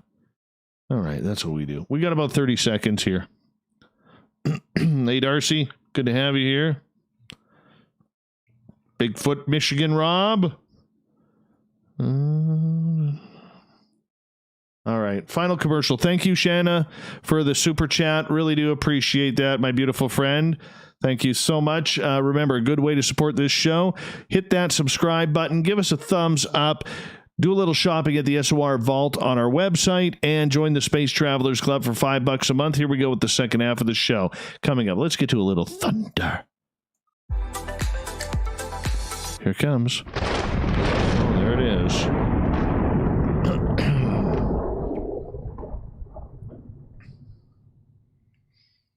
All right, music's on, Steve.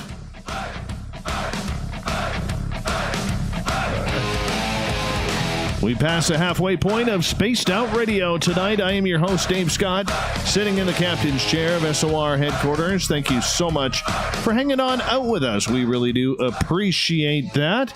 Hey, I want to remind all of you that if you miss portions of this show or others, check out our free archives at youtube.com/Spaced Out Radio. Do Davey the favor here and hit that subscribe button. Our website is spacedoutradio.com, where we have a plethora of features for you, including rocking out to Bumblefoot and reading up on Captain Shirk's SOR Newswire. Follow us on Twitter at Spaced Out Radio for the show, and my personal handle at Dave Scott SOR. We continue tonight with researcher and author of everything cryptid, Bigfoot, Dogman, gnomes, Flannel Man, whatever it may be, he is chasing it down.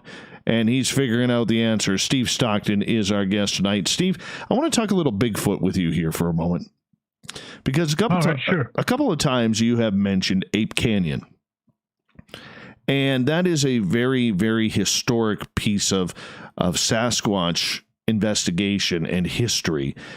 Let's go back in time. Tell us what happened there. It was in the early 1920s. A group of miners in Washington State were mining this particular area. It's just in the shadow of Mount St. Helens. If it's not right on Mount St. Helens, it's nearby. And they had a little cabin that they were staying in there at night. And sometime during the day, they had encountered what they described. They first described them as ape men. They didn't really have a Bigfoot or Sasquatch or anything. Wasn't a part of the vernacular back then. And they described these ape men as observing them from a canyon rim up above where they were at. And one of the guys took a shot at one of them and thought that he hit it and saw it fall off the canyon down into where they were. And then just like all hell broke loose. As soon as it started getting dark, these creatures returned. There were more of them. There was like a half dozen or more. And they started throwing these huge boulders onto this mining shack. The men were afraid to come out. There were, I think, 4 in all that were in there. I made a video about it for another channel. If you do a search on YouTube for Ape Canyon Bigfoot attacks, you can find it. It's on Unicorp's Tales channel, friend of mine from the UK. And they basically, the attack continued all night, and there's even parts of it where the ape men, the Bigfoot, whatever they were trying to get in the cabin. One witness described a big hairy arm that reached through and tried to grab an axe through a small window, but of course he was holding the axe in his hand and couldn't draw it back out through the window. he didn't think to turn it, where it would go out. So instead it was blocking its own way out. And I think they hit it, smacked it with something and got it to drop it. And went on all night. The next morning, they got out of the area. And the tail is, I can't not think of the gentleman's name right now, but one of the main ones, the miner that thought he shot one of the creatures, wrote a book about it. And it's out there. You can find the reprints of it and parts of it online. But it's very, very fascinating tale. And as I mentioned earlier, there's a paranormal group in Washington State called Blackwaters Paranormal. Now that's different than the Blackwaters network that does things here on YouTube. But Blackwaters Paranormal, maybe it's Darkwaters Paranormal. They've had several expeditions up there, and they found the area where they believe the cabin to be. It had burned down, I think in the late 50s, early 60s. And they found what they believed to be some of the main beams, some of the rough-hewn nails and things that were holding it together. And so if they have located the cabin, then short distance away there should be, if the story is to be believed, there should be a skeleton somewhere from the Sasquatch that the guy shot and killed. So they're keeping it kind of hush-hush. They're not giving out any GPS coordinates or anything like that. It is a very isolated area. But that just helps add to the credence that this is where it happened, because it wasn't a very heavily mined or even forested area. So just the sheer fact that they found a cabin in this area points to the fact that it probably is the cabin. So interesting to see what they come up with. I'm watching for more information on that. But that's one of the few times when it was just a real ordeal, that level of attack. Interesting. One of the things, obviously, because they shot one of them. One of the things that we heard about the Ape Canyon was that these Sasquatch were allegedly a very aggressive pack, if we could call them a pack. Do you believe this to be true, considering that most Sasquatch encounters on the West Coast here are usually very docile and fleeting? Yeah, it is interesting in that regard, but then again, the miners were aggressive toward him. The one guy shooting at them and claimed that he was shot and killed one. So I don't really know. They don't go into that detail in the account whether these creatures were aggressive before, if they were the first aggressor, or if the people started the aggression and then the big feet became aggressive back. But either way, they were obviously in its territory, and but yeah, that is the unusual part of it. And that's the only thing I can think of in way of an explanation is, they tried to attack these creatures, shot at them, shot one of them, and that could have precipitated the attack. Fast forward to 1980, May 18th. We just celebrated the 40th anniversary of the eruption of Mount St. Helens in Washington State, if we're actually supposed to celebrate those things, because people did die there. But there was also a conspiracy that goes along with that Army Rangers from what's the base there in Tacoma? It's skipping my mind right now. But Fort Lewis, Washington, had actually loaded up the bodies of Sasquatch from that explosive site of Mount St. Helens. Have you ever looked into that? I've not looked into it, but I have heard those rumors. I wasn't living out here at the time. I was still in Tennessee in 1980.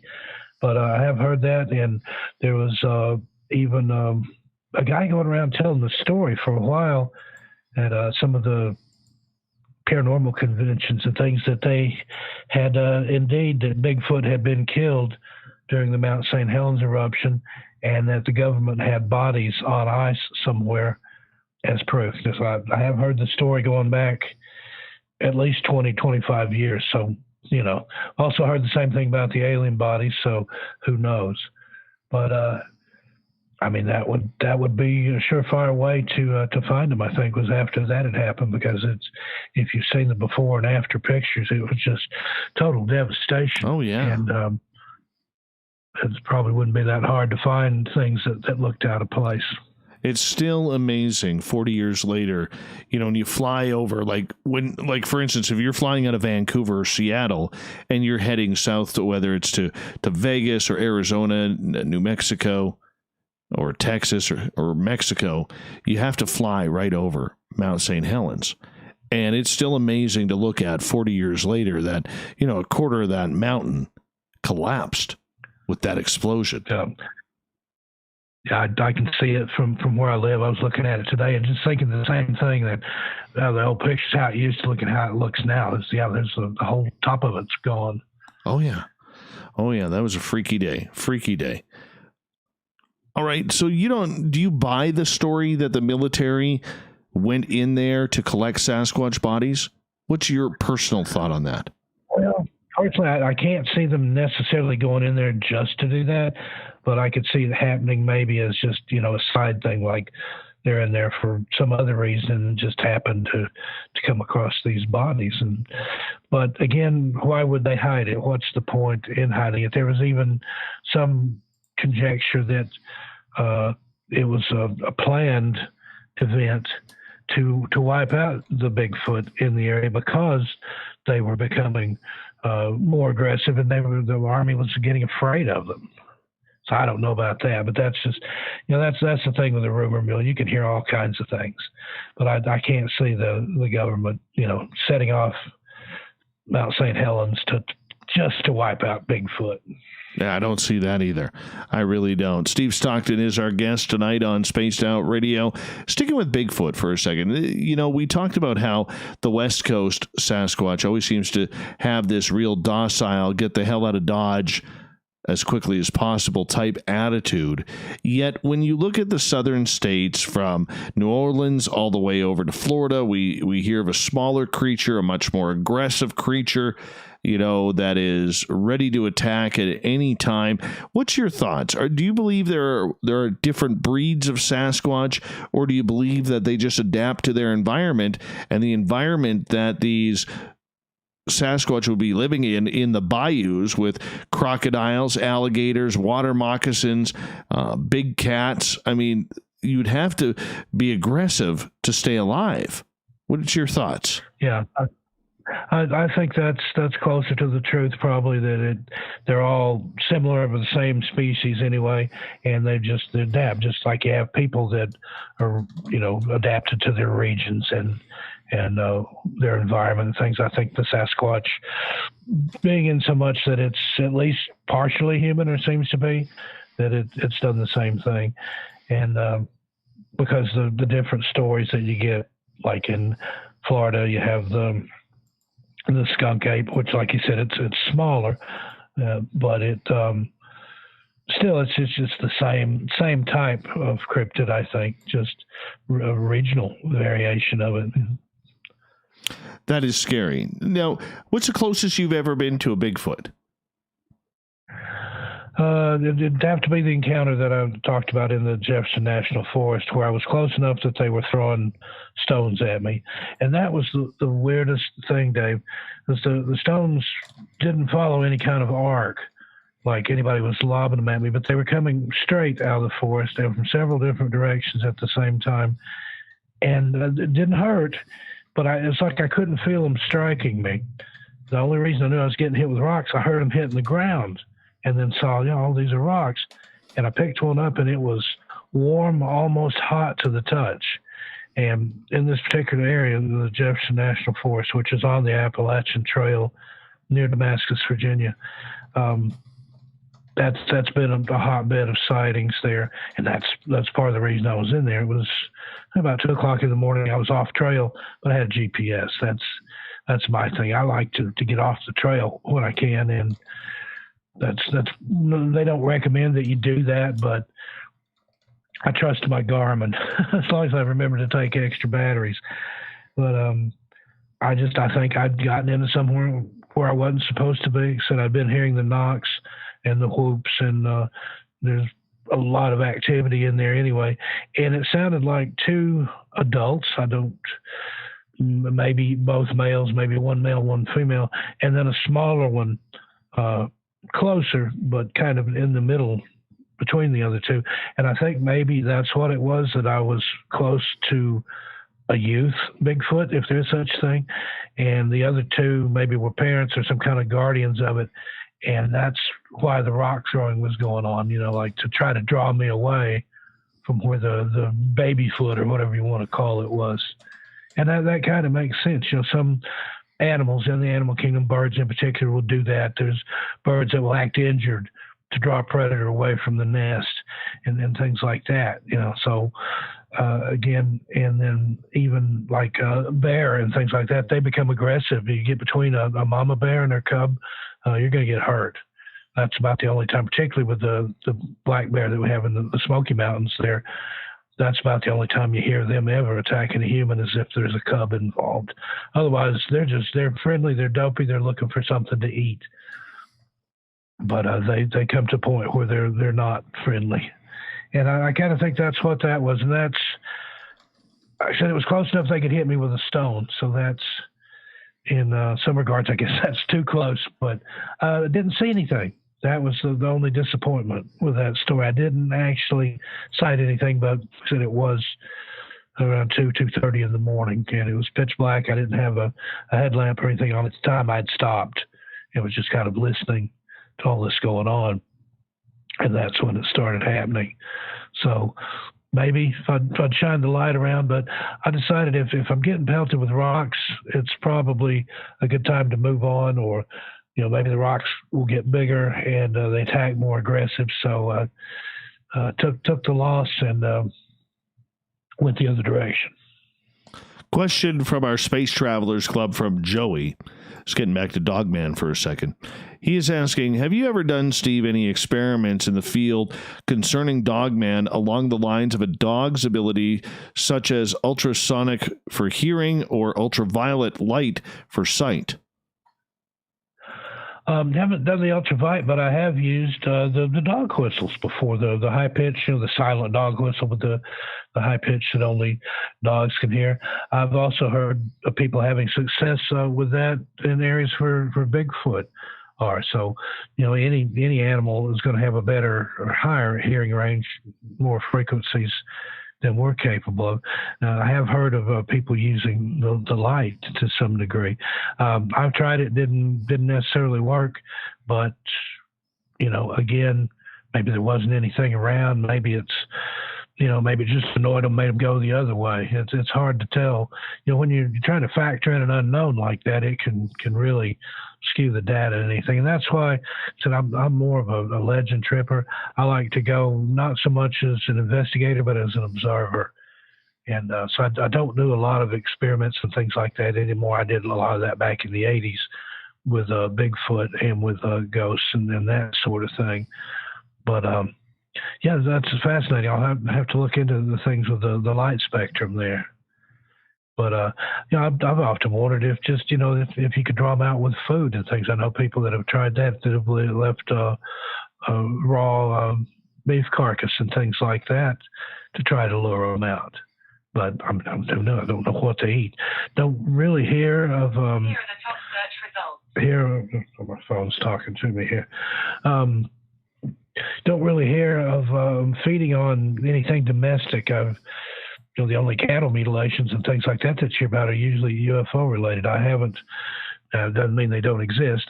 Just that I haven't heard of them. But I don't recall having heard of any Dogman encounters necessarily where they've attacked farm animals or things like that. Although I have heard stories coming out of England and Wales where there's some sheep that have been partially devoured by some sort of creature. But you have a lot of big cats over there, black panthers. Those are more cryptozoological than cryptid. They're large cats in places where there aren't supposed to be large cats, but that happens sometimes. So don't know that it's Dogman related, but if that's to me, that's an interesting question. If they are canine or lupine in characteristics, then what do they feed on? All right, next question comes from Overbuilt. He's looking for a girlfriend, so don't mind this one. He's asking, Would the guest entertain the advances of an extremely friendly dog lady, being that she was very nice and well-groomed? I'd have to draw the line at a different species, Thank you. I think. Yeah, me too. Me too. That's where it just gets a little too weird for all of us. And yeah, I'm not going there. I am so not going there. But that's our audience there. That's our audience. You know. Interesting. First time I've ever been asked that. Also, the YouTube chat here, Darcy is asking anything about the Dennis Martin case. Now, that's a famous missing persons case from the Smokies. Dennis Martin, 6 years old, went missing in 1969 on Father's Day. He was in the Cades Cove part of the park area known as Spencefield with his father, his brother, and his grandfather, and went missing, never been found since. It's been like 50 years, over 50 years now. So if there's anything new about the Dennis Martin case, I heard something really interesting recently. And again, this is all rumor and conjecture. I don't have anything to back it up. But if you're familiar with the case, there was a family called the Key family that observed what they called a large, hairy, rough-looking man carrying something on its shoulder running up a little hollow there. Well, found out and I've heard these rumors when I lived in East Tennessee, but there's supposedly somebody that's done some research, claims that there are a group of wild people that have been living in the park. And this I've heard that rumored before too. Dwight McCarter, who was he's retired now, but he was former lead tracker and a longtime park ranger there. He talked about wild people that lived in the park. Well, this kind of ties everything in with Dennis Martin, that these wild people, some people say it's Bigfoot. Some people just say it's people that live off the grid, and wild mountain men.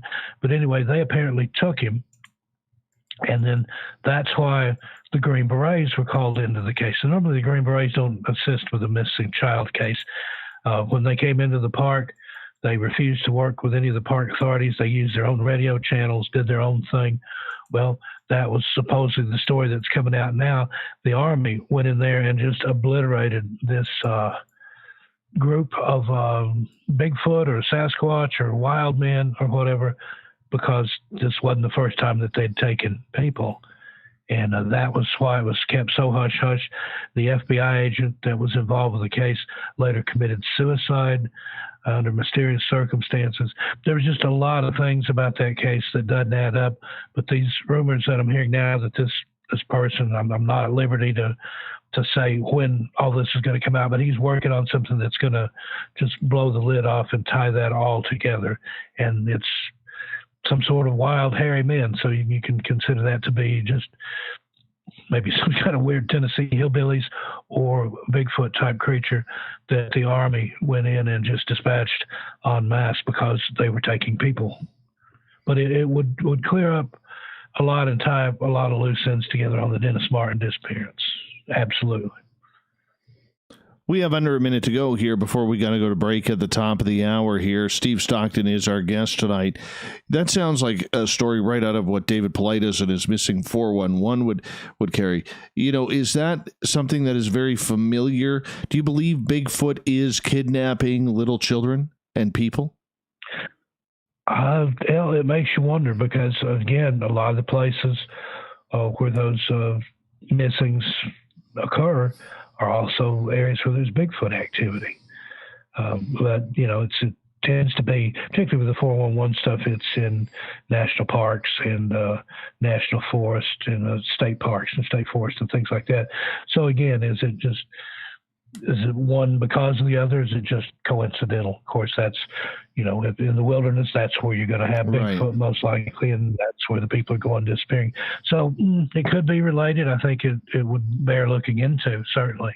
All right. I'm going to get you to hold on there because we got to go to break here at the top of the hour. Steve Stockton is our guest tonight. We have him for another 30 minutes that we're going to talk Bigfoot, Dogman, and other cryptids here. Then we're going to get to the SOR Newswire at the bottom of the hour with the thought of the day. Stay tuned. More Spaced Out Radio coming up right after this. All right, my friend, I'm just going to run my dogs outside one more time. I'll be right back, okay? All right.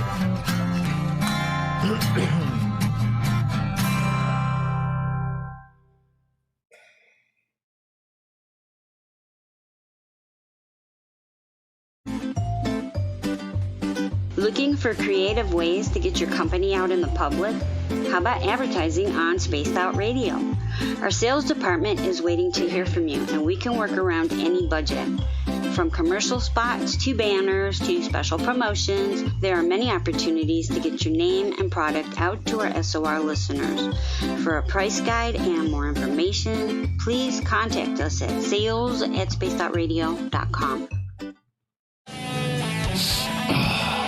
I'm feeling a little spicy tonight. What to do? What to do? Why not get Bumblefoot? 4 million Scoville units of pure hard rock. Bumblefoot hot sauces come in 3 flavors. The burning Bumble. Tone it down a bit with Bumblelicious and throw the sauce on everything. Spice it up. Bumble me, baby. Bumblefoot hot sauce. Get it today at CHIVE.com. So, you love talk radio? Then you'll love TalkStreamLive.com. TalkStream Live is always on, 24/7 with the best streaming talk shows. Find your favorite talkers and discover some new ones. It's free, readily available online or on mobile with any smartphone or tablet. Finding your favorite talk shows all in one place has gotten a whole lot easier. Just go to TalkStreamLive.com. Be sure to download the free apps from Google Play or the iTunes App Store. Hey, space travelers, this is John Resig, founder of the CHIVE and CHIVE Charities. If you know anything about our website, you know we like to do things a little differently. We're not some faceless organization collecting money for a nebulous cause. Our donor dollars go directly toward life-improving items. Then we give those items directly to an underdog who needs it most. To become a donor with Spaced Out Radio's official charity, CHIVE Charities, just go to chivecharities.org/donate. Hey everyone, I'm John Edwards. And I'm Stacey Edwards. Together we're taking over Saturday nights on Spaced Out Radio, where we're going to bring our own experiences of the paranormal and talk to the best people we can find to help bring you answers to your strange tales. We're here to entertain your need for weekend woo! So tune us in at spacedoutradio.com starting at 9:06 Pacific, 12:06 a.m. Eastern, where we can all get a little spooky together. Spaced Out Saturday nights right here at spacedoutradio.com.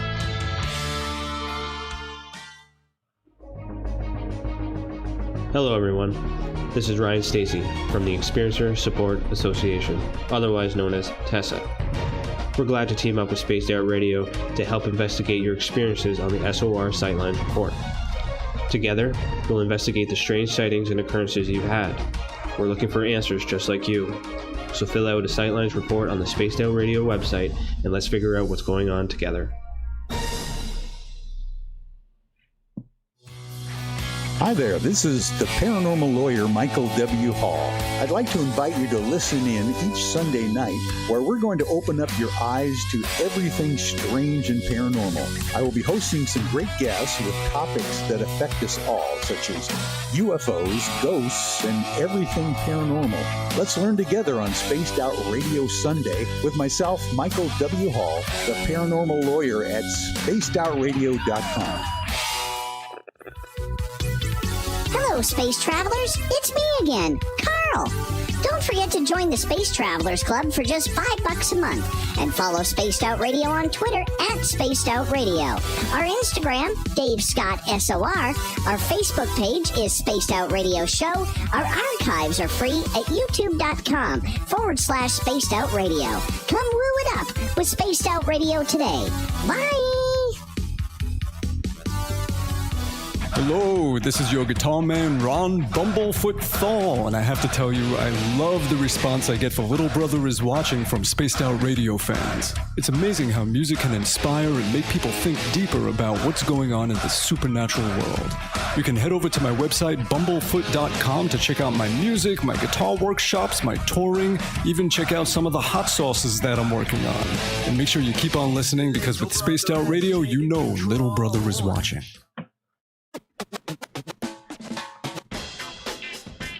The SOR Vault is open for business, and do we have some cool swag for you to pick up? All you have to do is head over to our website and click on the SOR Vault. You have a variety of cool logos to choose from and put them on anything you want. T-shirts, hoodies, hats, coffee mugs, you name it, we can get it to you. So do your shopping by supporting the store you love. Get your Spaced Out Radio swag at the SOR Vault today. All right, I'm back. We've got about 3 minutes here, 2.5 minutes, bud. All right. All right, works for me. Works for me. A lot of food talk here in the chat, making me hungry. Oh, they're always talking food. They love to, most of them love to remind me that they're cruel sometimes, because most of them like to remind me that they have a Taco Bell nearby, and the closest Taco Bell to me is 2.5 hours away. So, yeah. It's kind of cruel Taco sometimes. Bell, McDonald's just down the street, and that's the only fast food I have here of that sort. I don't even have a McDonald's here, man. Mm-hmm. That's what I'm having for dinner. I've got McDonald's waiting on me. Oh, what I'd do for a McDonald's strawberry milkshake right now.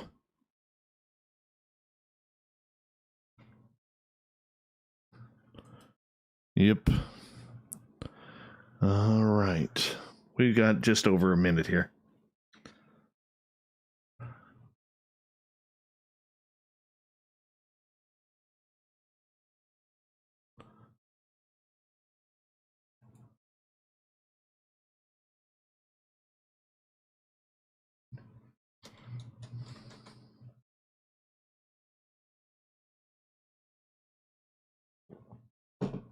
All right.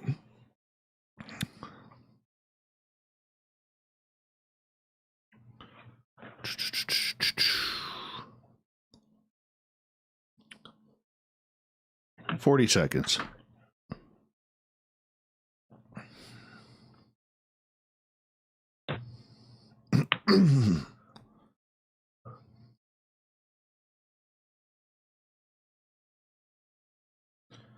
$30 seconds. Thank you so much for the super chat there, Shanna Banana. We really appreciate the support. A great way to support our show. Give us a thumbs up if you don't mind. Share the show. Tell your friends. You know, join the Space Travelers Club on our website for $5 a month and do a little shopping at the SOR Vault. It's a great way to support what we do here on Spaced Out Radio. Here comes hour number 3. Music's on, my friend. Would you like to connect with us? Head to spacedoutradio.com for all your latest show info. Now, back to Dave Scott and SOR. Thank you so much for tuning us in tonight. Hour number 3 of Spaced Out Radio is now underway. I am your host, Dave Scott. I really appreciate all of you tuning us in. We welcome back all of our terrestrial affiliates across the continent and on the digital side on Revolution Radio and TalkStream Live. Remember, you can check out all of our YouTube make that our archives on YouTube at youtube.com/Spaced Out Radio. Just do me the favor, hit that subscribe button. The Desert Clam has set the password for tonight in the SOR Space Travelers Club. Quarkonium. Quarkonium is your password. Use it wisely, Space Travelers, as the Clam sets a password each and every night right here on Spaced Out Radio.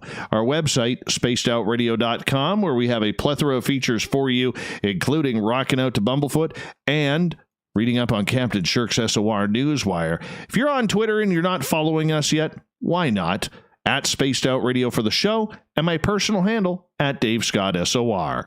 For the final time tonight, we introduce author, podcaster, researcher, guy does it all. Steve Stockton is here with us, and we are hanging out talking Bigfoot, Dogman, and all sorts of weird stuff here. Steve, important question from the audience here, because we always like to have this great debate. What's your thoughts on eating breakfast meals for dinner? I love it. I just responded to somebody there in the chat. I'm a big fan of midnight breakfast. Back home in East Tennessee, we had a restaurant called Shoney's, and they're nationwide, but under different names. They're also known as Frisch's and Friendly's and some other things like that. And they have a breakfast bar that starts at 11 and goes to like 2 o'clock in the morning when they close. And I love that. I love breakfast as an evening meal. That's my favorite time to eat breakfast, is at night or early in the morning, like around midnight to 2 a.m. All right, another good man gone to waste. Another good man gone to waste. My goodness. Okay, the second question, I know it's going to come up next. When it comes to Devil's Tower in Wyoming, are you on Team Stump or are you on Team Rock? That's a tough one.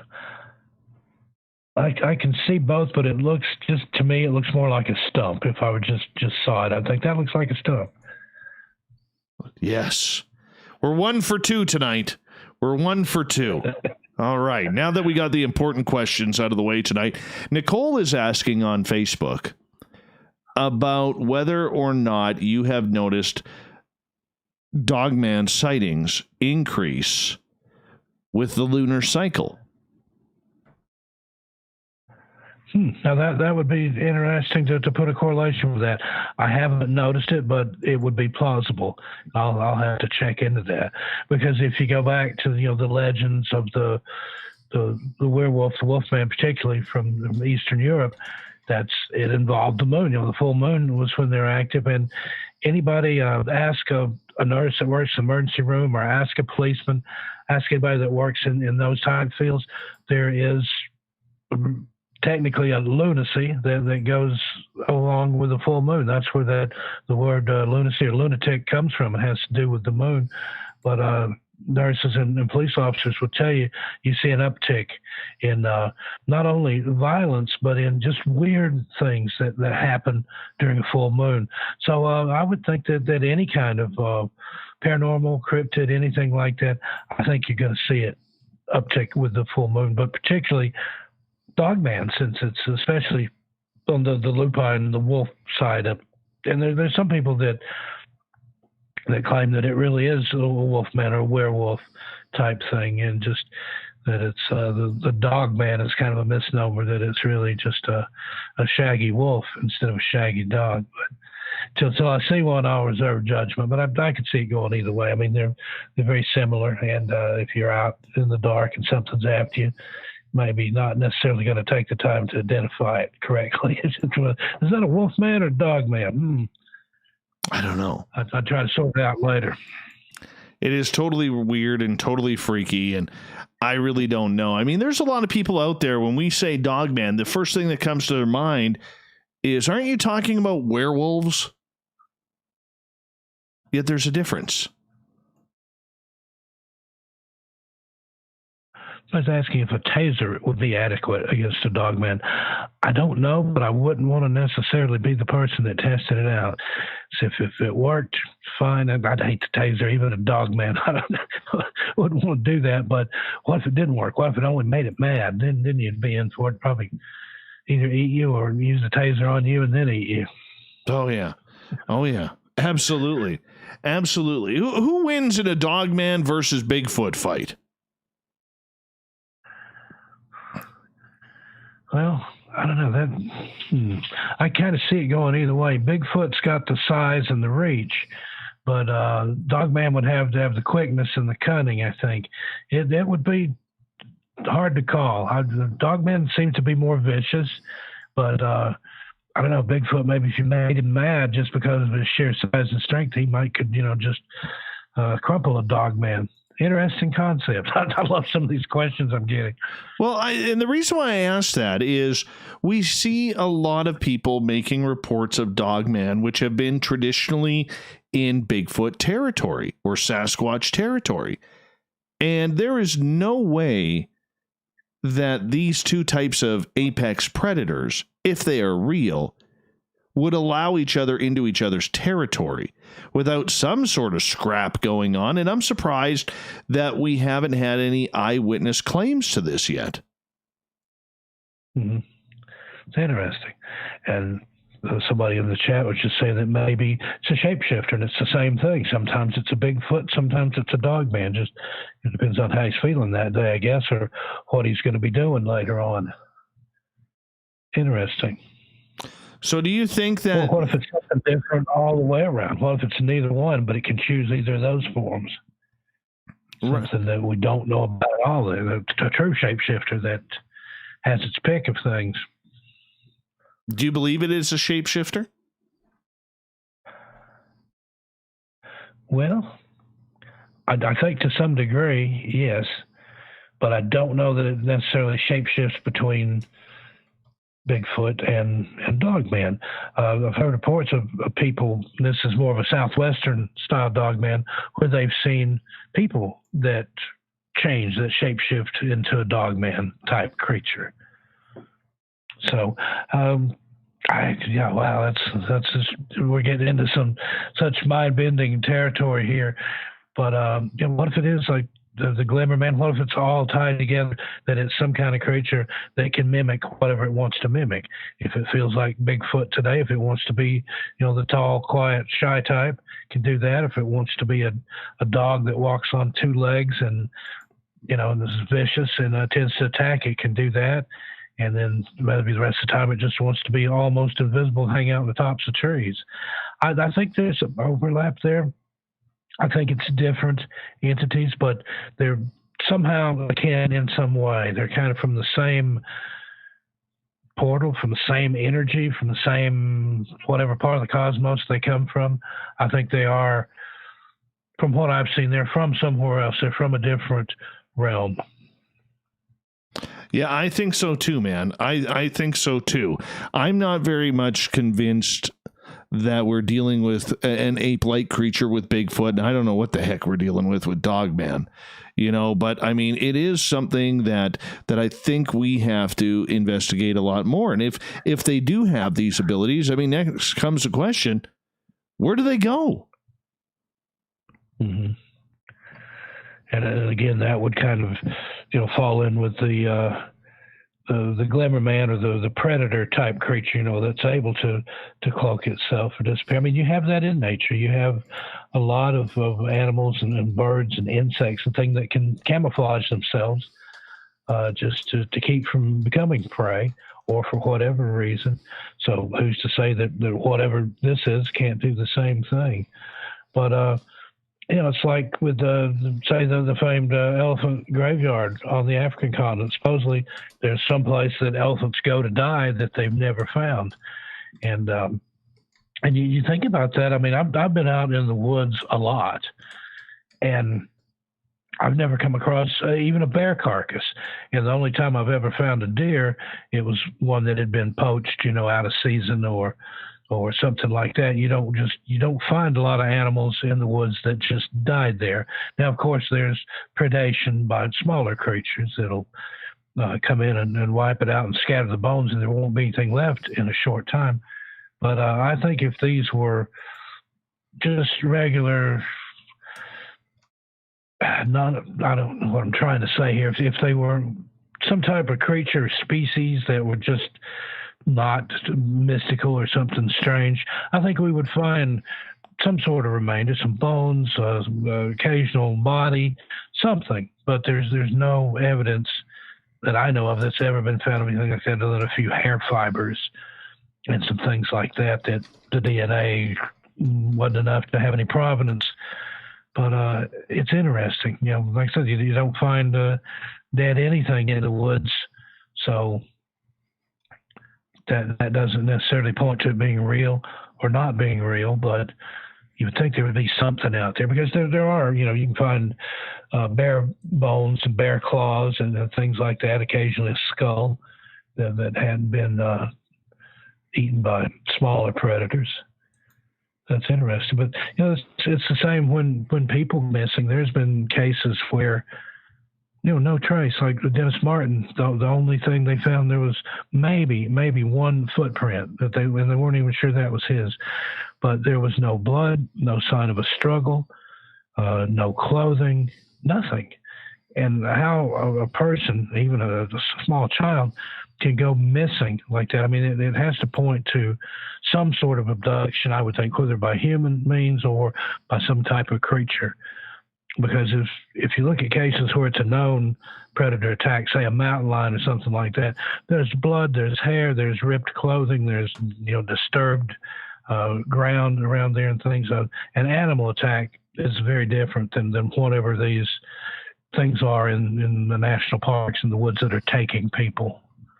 And there's David Paulides has written about it. Steph Young, she's got some just amazing books about those type of disappearances and things.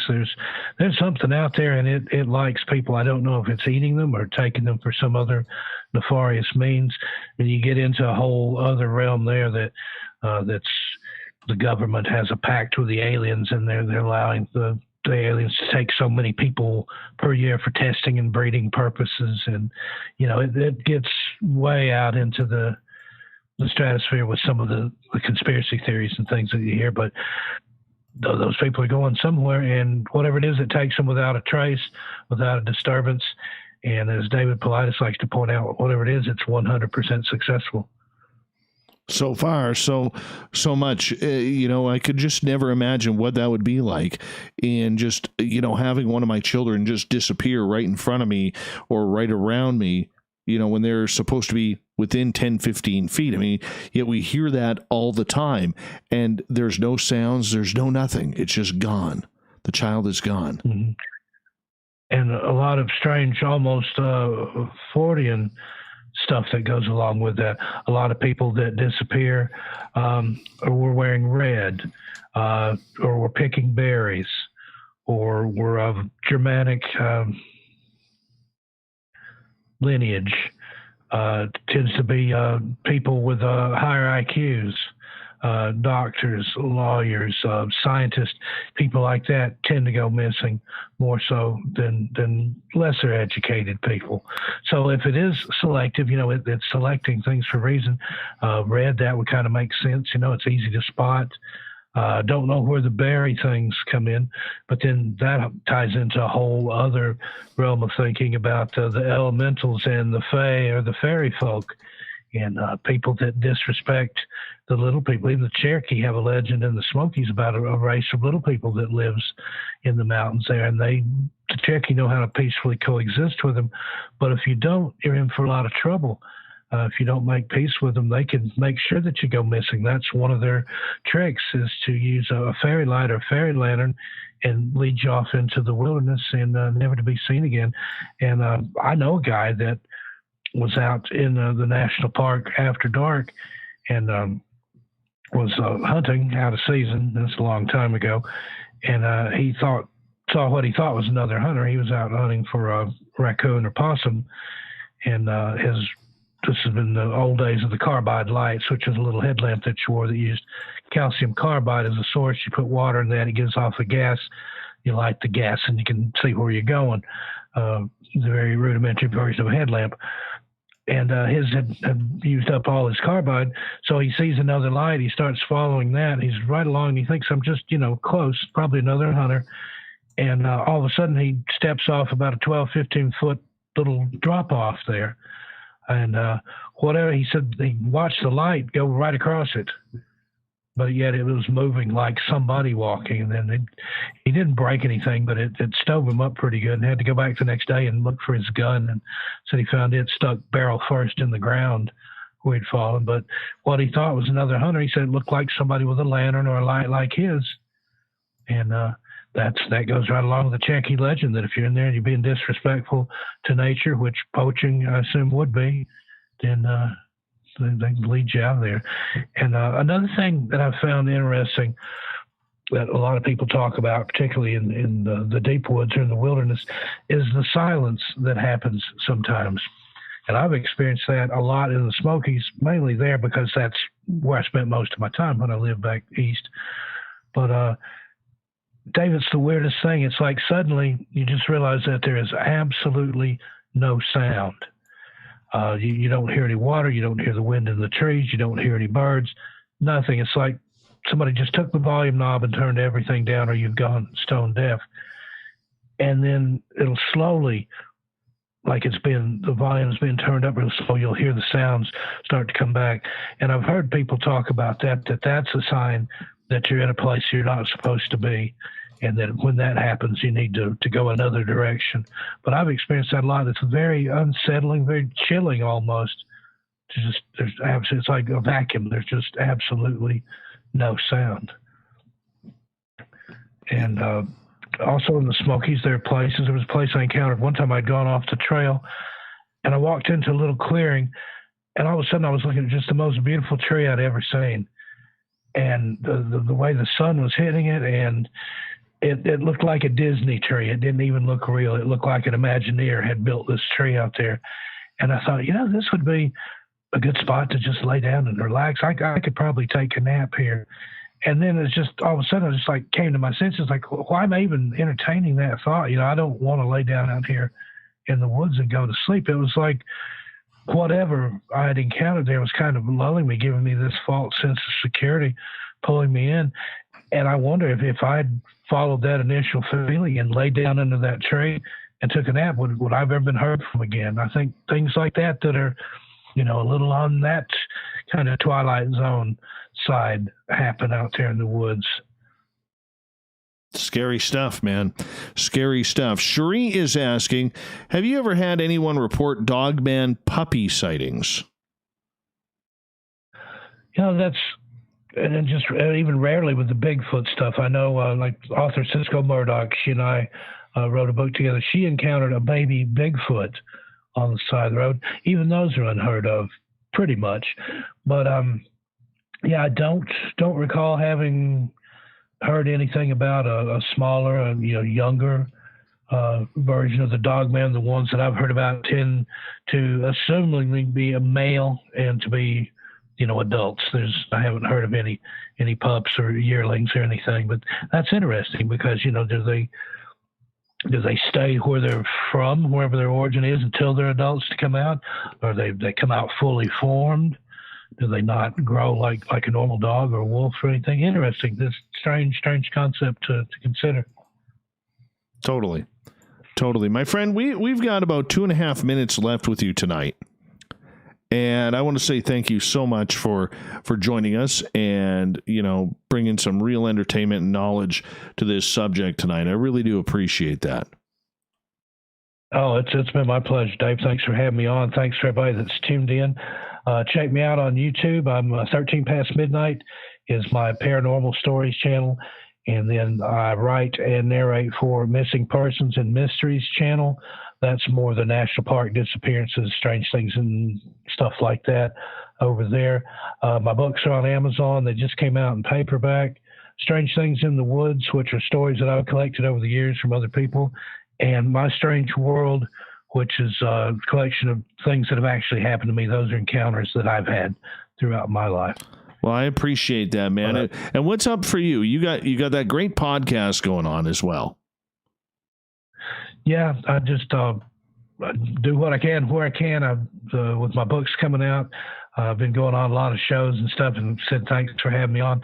I love to talk. If you couldn't tell, I'm a storyteller, raconteur at heart, even more than I am an author. And that's it's the love to tell these stories.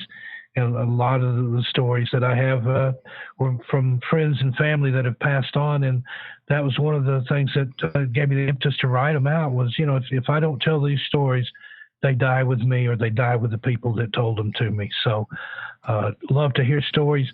My email, stevestockton8181 at gmail.com. If you've got an interesting story, write me.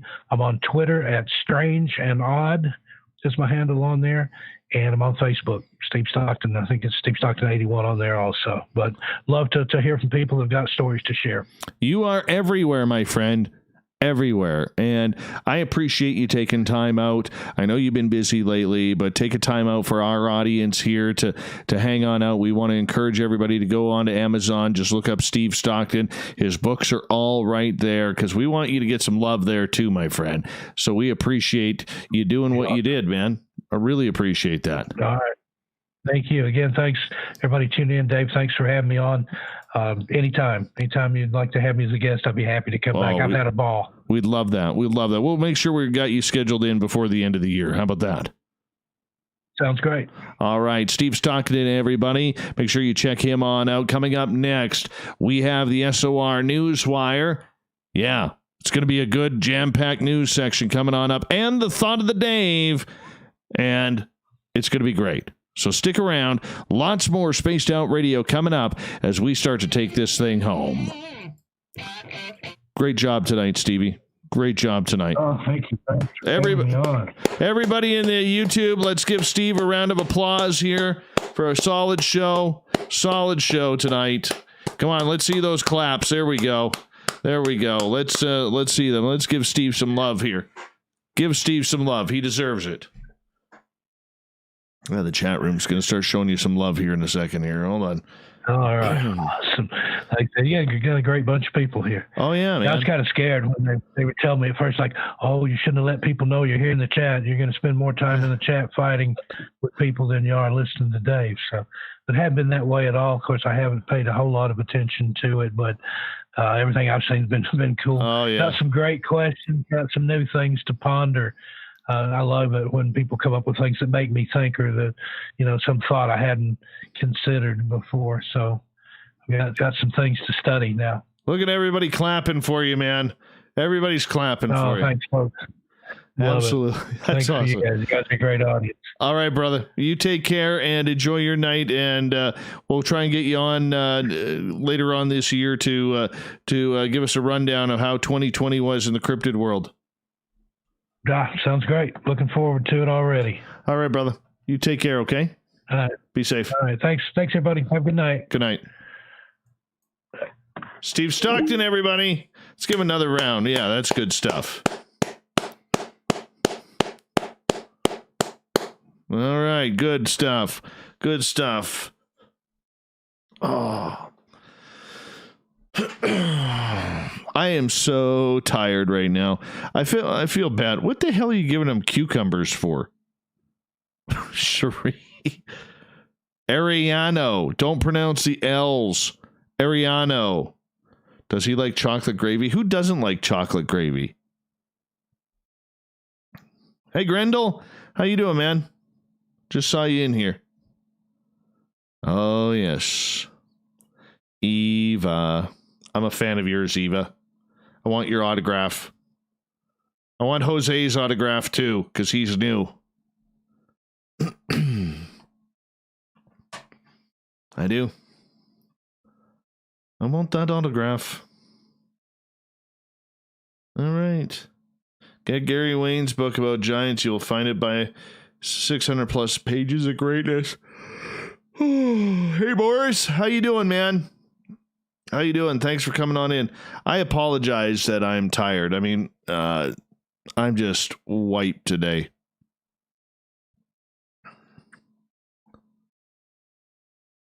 Eva has 3 huge cucumbers in her fridge.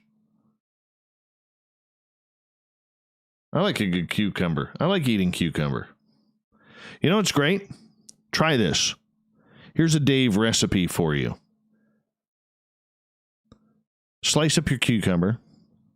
All right. Just slice it up in like pieces, maybe about that thick. Then you take a piece of bocconcini, put it on top of the cucumber. Then you take a piece of tomato, cut one of them smaller tomatoes into slices.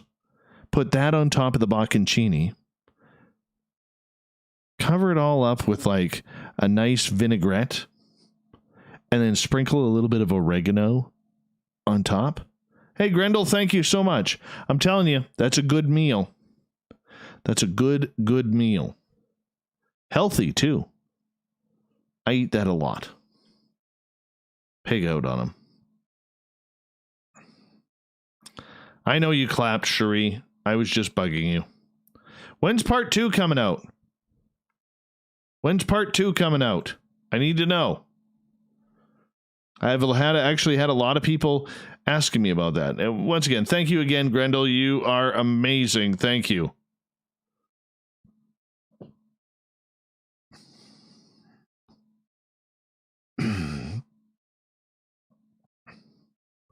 Yes, Shanna Banana.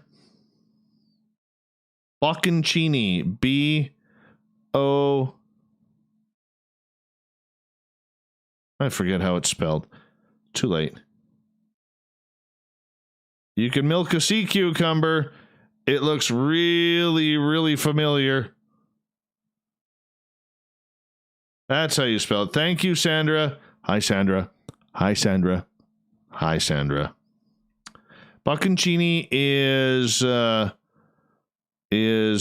would you put it? It's like baby mozzarella. It's really good.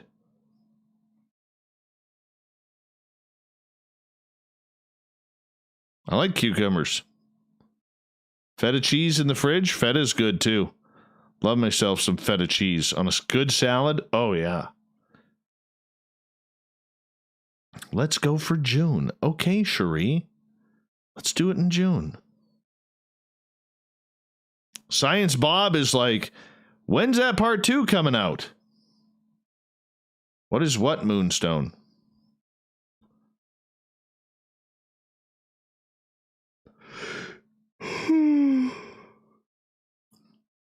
I will guarantee you that Greco has his own feta cheese maker in his restaurant.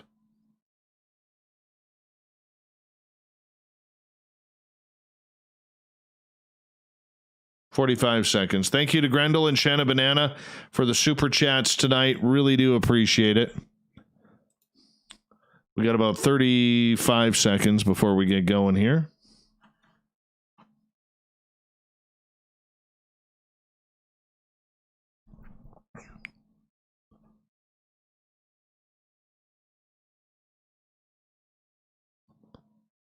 Oh, I hope Grandma Rose comes to Vegas, man. I hope Grandma Rose comes to Vegas. I can't wait. I cannot wait for that. My touring hot sauces. And make sure you keep on listening, because with Spaced Out Radio, you know little brother is watching.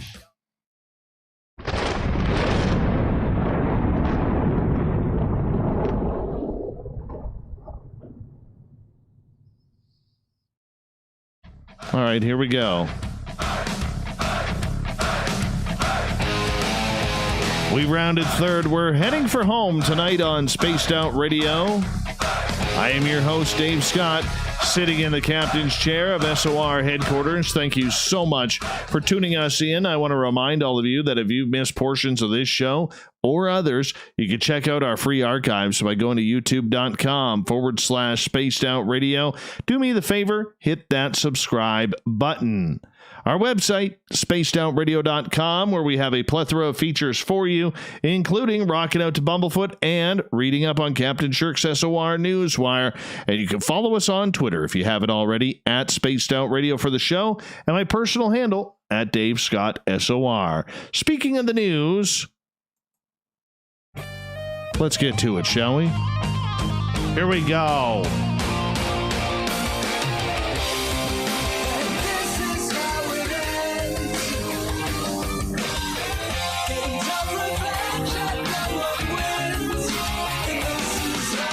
The news is always changing, which is why we bring you the SOR Newswire at the back end of every show, where we get to the weird, the strange, the wacky, and sometimes the downright awesome. Yes. You know, we all need to have a drink sometimes. And for a 103-year-old Massachusetts woman, it was today. So, Jenna Steiner cracked open a cold Bud Light after surviving a bout with the coronavirus. She had been diagnosed with the disease at her nursing home. Her family said she didn't quite understand the concept of the virus, but she grew very ill. Her recovery was far from certain due to her age. The coronavirus is a dangerous one for anyone, but is especially threatening for the elderly population. Nursing homes across the country have been hit hard by outbreaks and have been forced to implement strict visiting policies. And, you know, there was 33 reported cases in Stania's nursing home alone. Stania, though, was a fighter, her family said, but the report pointed out that at one point she was asking if she was ready to go to heaven. And she says, yeah, I'm ready to go. After her recovery, though, the staff of the nursing home surprised her with an ice cold beer. Her family said the beverage was something that she used to love while rooting for her Red Sox. Yo, hold on a second here. I'm reading a story about a Red Sox fan? Oh, I can't do this anymore. Let's go Yankees. Oh, yeah. I know. I know all of you Blue Jay fans in the GTA there are going to go crazy. All right. But I'm a Yankee fan. What can I say? Good for her, though. Surviving at 103 and cracking a beer to celebrate. Great story, Captain Shirk. I love that one. A mysterious object known as Trojan, the Trojan asteroid, has been discovered in Jupiter's orbit, making it the first known object like it.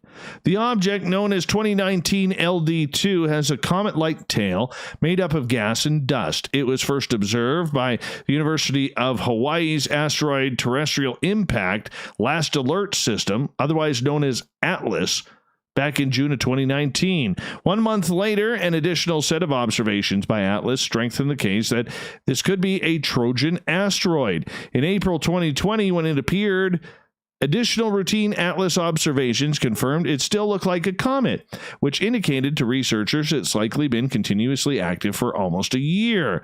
We believe for decades that Trojan asteroids should have large amounts of ice beneath their surfaces, but never had any evidence until now.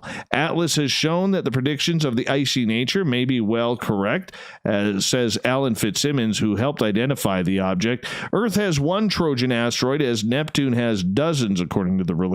Jupiter has hundreds of thousands, but it's likely they were captured billions of years ago and are not active like 2019 LD2 is. It's unclear what caused the asteroid to show cometary behavior, but the researchers have a few theories, including one suggesting it collided with another asteroid. Further research is needed to determine what is causing the activity, but researchers are excited by the discovery nonetheless. Even though ATLAS and the system is designed to search for dangerous asteroids, ATLAS sees other rare phenomena in our solar system and beyond while scanning the sky.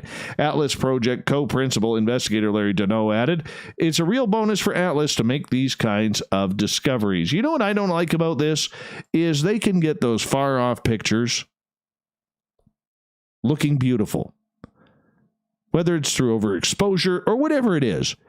Yet when they put a picture of a guy who they're looking for, the police are looking for on the news, it's blurry. Yet we're supposed to recognize him. How can we do that? That's what I want to know. How can we do that? Up here in Canada, the idea of a long-desired 4-day work week has gained more attention as Canadians near the end of month 3 in the coronavirus lockdown, but don't expect 3-day weekends coming just yet, according to Prime Minister Justin Trudeau. He says, right now we're very much focused on getting through this particular crisis, as we'll have plenty of time to talk about particular creative ideas on moving forward, but I'm not going to speculate on what any of them might be, he said in a response. New Zealand Prime Minister Jacinda Ardern floated the idea of a 4-day work week in a Facebook Live video a week ago. Ardern flagged New Zealand's tourism sector, which employs 15% of the population and contributes about $13.8 billion to the country's gross domestic product, as being one part of the economy that could benefit from people having long weekends.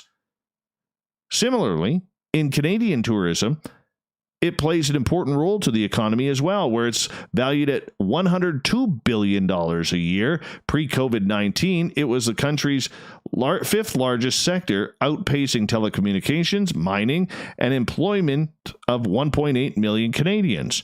I hear lots of people suggesting we should have a 4-day work week. Ultimately, that really sits between employers and employees. But as I've said, there's lots of things we've learned about COVID, and just that flexibility of people working from home, the productivity that can be driven out of it, Ardern says, really encourage people to think about it.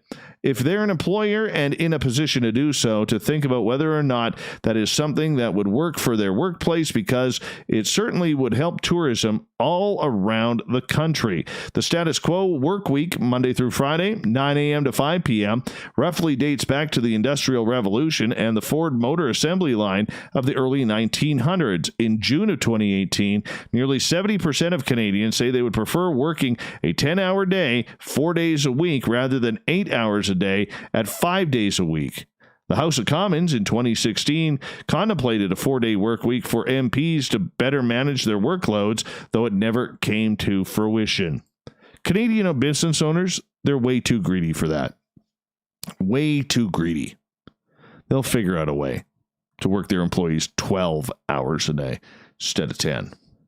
A Pakistani villager has urged Indian Prime Minister Narendra Modi to return his pigeon, currently being held in India on charges of spying. The man, who lives just 2.5 miles or 4 kilometers from the border, says he flew his pigeons to celebrate Eid festival. Police say the pigeon had a ring on one of its legs inscribed with a code that they are trying to decipher. The Pakistani villager, who claims the arrested pigeon is his, said the code is actually his mobile phone number. Pakistan's Dawn newspaper has identified the man as Habibullah and reports that he owns dozens of pigeons. Habibullah told the paper that his pigeon was a symbol of peace, and India should refrain from victimizing innocent birds. Villagers captured the bird on Monday along with the international border in Indian-administered Kashmir and handed it over to police. The Kashmir region is claimed by both India and Pakistan and is the scene of regular military exchanges between the two nuclear-armed neighbors. This is not the first time a pigeon flying from Pakistan has landed in trouble with Indian officials. In May 2015, a white pigeon was arrested after it was spotted by a 14-year-old boy in a village close to the border. And in October 2016, another pigeon was taken into custody after it was found with a note threatening the Indian Prime Minister. The two nations have been rivals for a long time, with their last full war being in 1971. Can't they just decide it while playing a game of cricket? Isn't that good enough? Another twisted tale from the research team at Checkpoint has been revealed and published, detailing its investigation to expose the real identity of an infamous super hacker responsible for attacks on 5,000 websites, the theft of private data for at least 1 million people, and the sale of stolen credit cards. Despite the thefts, the UG Nazi affiliated hacker pushed an anti-establishment message. Devious yes, clever no. He was caught after making a stupidly simple mistake on Facebook.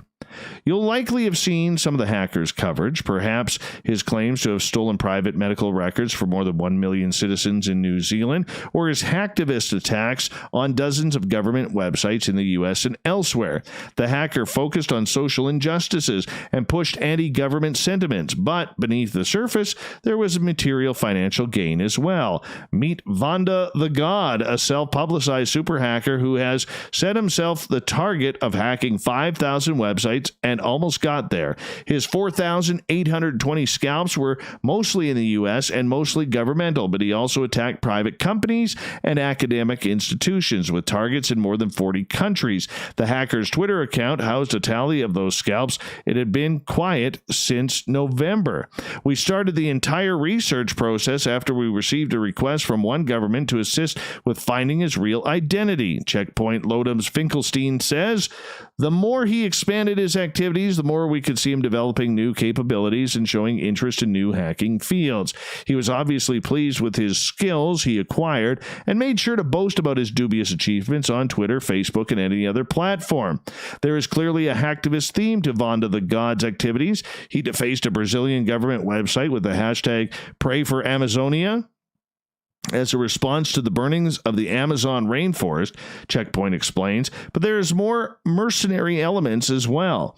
He uploaded proofs of him holding stolen credit card details, the company says. He did it several times. They shared a screenshot from a Vanda the God post listing stolen credit card numbers. Just like any criminal domain, Finkelstein explains, we see his hackings aggravate from a beginner hacker about 7 years ago. Now he's a threat to many governments and to public safety. In the past year alone, he has hacked into more than 1,000 websites, stealing credit card details, and most seriously, stealing 1 million New Zealanders' medical details. That's kind of interesting. That is kind of interesting. Genuine maple syrup is a treat to the taste buds, but whether you prefer light golden varieties or robust darker syrups, but sometimes batches can have off-putting flavors. Scientists at the University of Montreal in Quebec have developed an artificial tongue using gold nanoparticles that can weed out bad batches early on. It's not so much an electronic device as it is a simple portable chemistry test that detects a color change when an off flavor is present in a sample. Especially here in Canada, we take maple syrup for granted, said co-author Jean-François Masson of the University of Montreal, but it is much more complicated than we had anticipated. It has some of the same complexities as a fine wine and whiskey. Quebec is the largest producer of maple syrup, accounting for more than 70% of the world's supply. He is not referring to cheap knockoffs whose primary ingredients are high fructose corn syrup with imitation maple flavoring. To be considered a true maple syrup, at least in Canada, a product must be made entirely from maple sap collected from maple trees, usually sugar maple, red maple, or black maple varieties. Maple syrup is mostly sugar, water, and a small amount of organic molecules that are responsible for the final product's flavor profile. Those compounds account for just 1% of the content, but it is a crucial 1% determining whether a given syrup is caramelized, smoked, salty, or woody among the 60 or possible categories. The maple trees store starch in their roots and trunks before winter, which converts into sugar. Come late winter or early spring, as the sap rises, it can be collected by drilling holes in the trunks and inserting a spout to funnel the sap into containers. The sap is then boiled down to pure syrup in a sugar shack, typically a shack lowered at the top to let off steam, or louvered, pardon me. It's a cross between Daniel Boone's shack and a sweet factory. After boiling the syrup, filtering to remove a crystalline sugar, voila, you have the perfection. Perfect for pancakes for breakfast. A 1762 vintage bottle of cognac, one of the oldest surviving cognacs in the world, has recently sold on an online auction for $146,000. The Gautier Cognac, one of only 3 surviving bottles of the spirit, was sold by Sotheby's auction house. The auction house said the bottle is known for its grand frère, or big brother, as it is the largest of 3 surviving bottles from the collection. The bottle known as Little Brother was sold in New York in 2014, and Little Sister is on display at the Gautier Museum in the Cognac region of France. The former owner of the bottle said they were brought to the family by a man named Alphonse, who was adopted by the former owner's great-grandparents. The family story holds that Alphonse left home to work in the Cognac region and returned with a cart full of bottles a decade later before his death in World War I. The Gautier 1762 is renowned and revered across the world as a cognac that transcends the world of spirits collecting. Johnny Fowle of Sotheby's says this bottle represents not only an example of pre-phylloxera viticulture, but also an early cask maturation from the dawn of Gautier's production and even precedes the French Revolution. Isn't that nice? $146,000 for a bottle that will likely never be opened.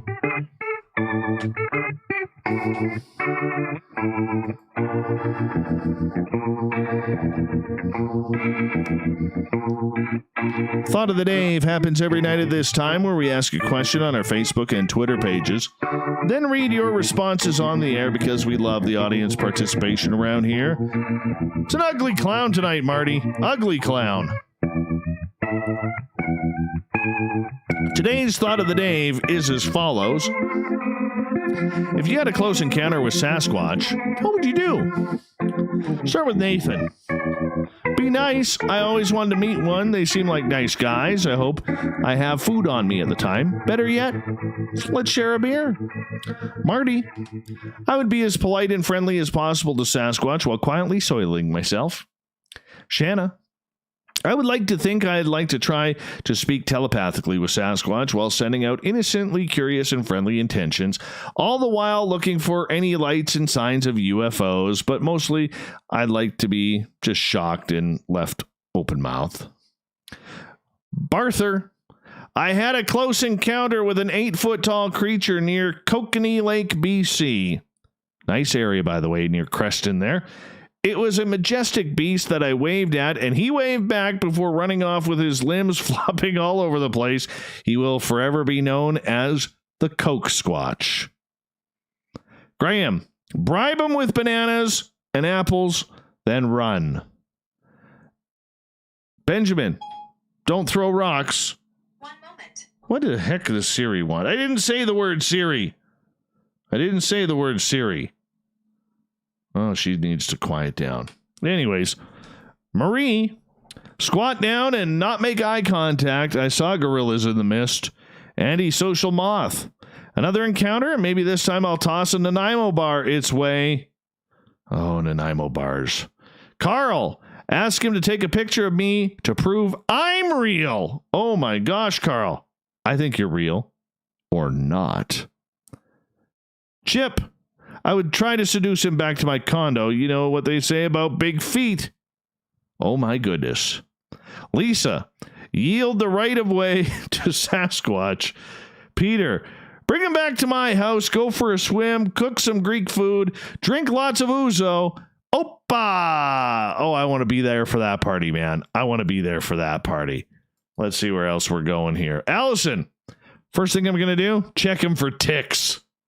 Paul, lower my head and my hands, do not make eye contact, and back out slowly. And if I wasn't soiling myself, I'd try and snap a pic on the way out.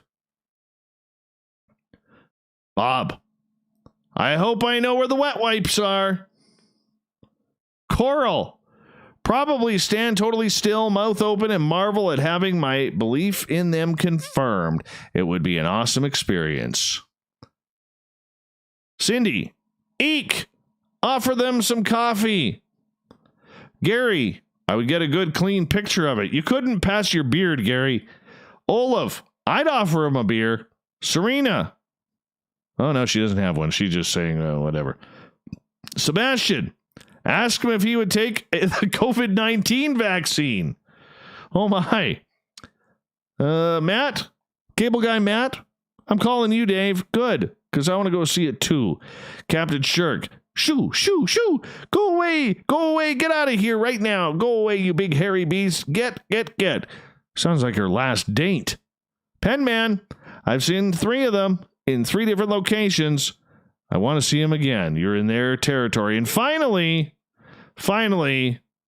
Chris gets the final word. I'd ask for my wallet back. That's your thought of the day today. We'll do it all again tomorrow. So make sure you check out our Facebook and Twitter pages and leave your response as well. Thank you to Steve Stockton for coming on in, being our guest talking Dogman and Bigfoot, and to Captain Shirk for doing all of our news on the SOR Newswire, which can be found on our website. We got Mr. Ron Bumblefoot THAL rocking in the background with Little Brother is Watching. Bumblefoot is the official music of Spaced Out Radio, rocking us in and out of every single show. Get your horns up for the guitar god himself. Special thanks to everybody listening in at home, at work, in your cars, wherever you may be. Special thanks to everybody in our chat rooms tonight on YouTube, our Space Travelers Club, and our website, Revolution Radio, LGAB, Spreaker, Facebook, and all the snarkers and snarkettes hanging out at hashtag Spaced Out Radio on Twitter tonight. You were all fantastic. I know you're out there somewhere. Remember, this show is copyright by Spaced Out Radio and SOR Media Ventures Limited. Thank you so much for choosing to spend your evening with us, because together, my friends, We're watching. we own the night. Mr. Bumblefoot, we need a favor. We need you to take us home.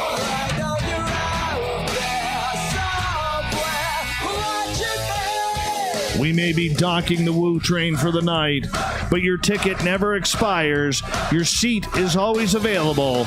We leave again tomorrow. Come for the ride. Join the Woo train. It's always a fun time. See you tomorrow. Good night. That's a good show, everybody. All of you did well.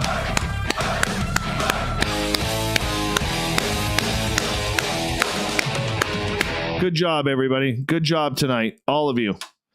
You're all fantastic tonight. Good job.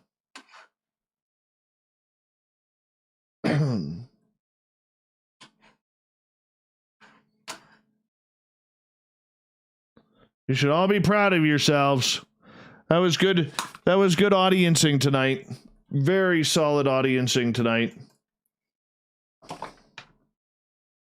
Wait for you to fall. We'll expose you all. I know you're out there somewhere watching me.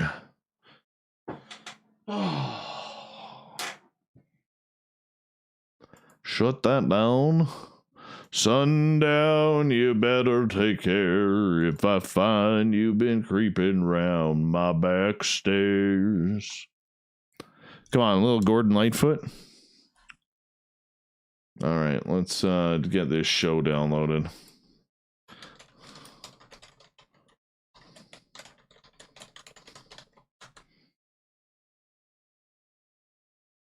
Wrong one. Do do do do do do do do do do do do do do do do do do do. Paranormal Roundtable tomorrow night. We'll fill you all in on who's coming in tomorrow. Sundown, you better take care if I find you been creeping round my back stairs.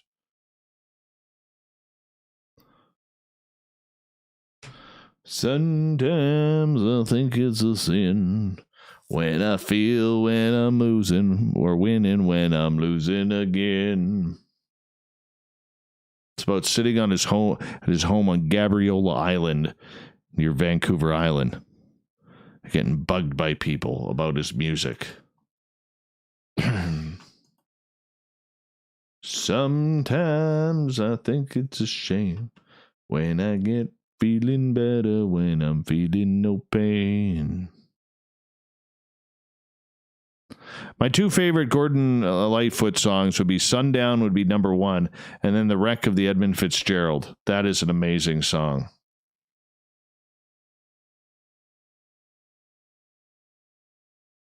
Amazing song, everybody.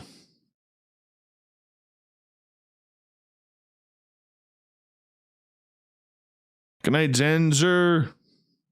Zenzer. Okay, I'll be right back. I'm going to do a washroom break here. Don't leave, everybody. Don't leave. Don't leave me. Don't leave me.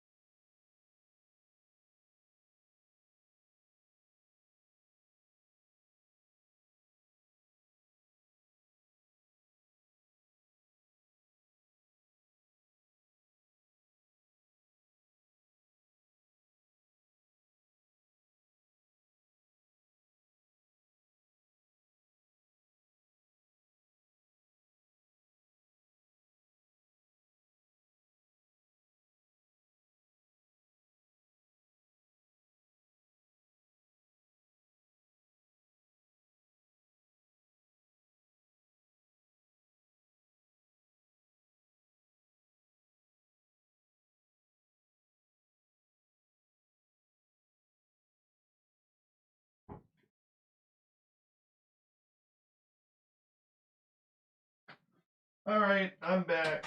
I know you can hear me, but here I am. How are y'all doing tonight? Sorry about that. All right. Dave was letting Dogman out again. I'm going to be zipping through a lot of this audio tonight because I am absolutely dead tired and I'm going to be up in the morning for work again. But it is what it is. That's the situation. Let's see here. What about my own pee? Yes. Good night, Grendel. Thank you for the super chat tonight, man. Really appreciate that. Oh, we can close that off. All right, let's get this ready. I really enjoyed tonight's show. We're definitely going to bring Steve back. He's a good dude. Really good dude.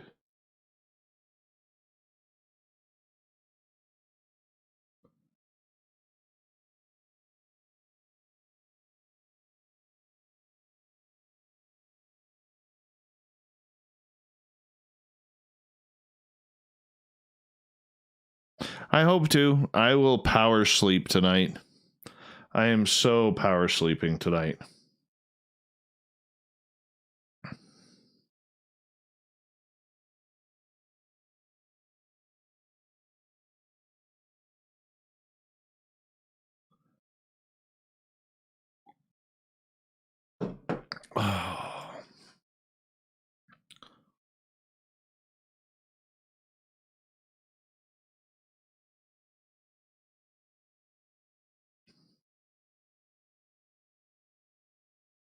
Oh no, what am I doing?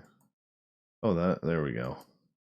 That scared me there for a quick second. I accidentally erased the whole audio. Thanks, Overbuilt. I can't believe you keep an evil spy droid at your place, sir. Always. If you can't have an evil space droid, what can you have? Let's be honest.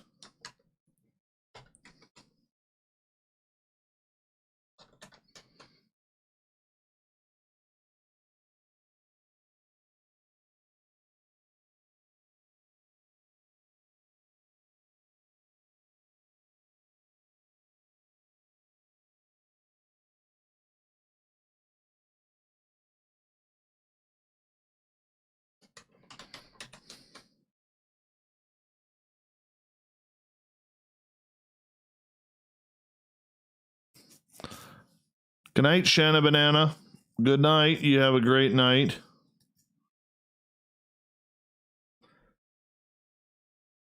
Thank you for the super chat, Shanna. I really appreciate that. That means a lot.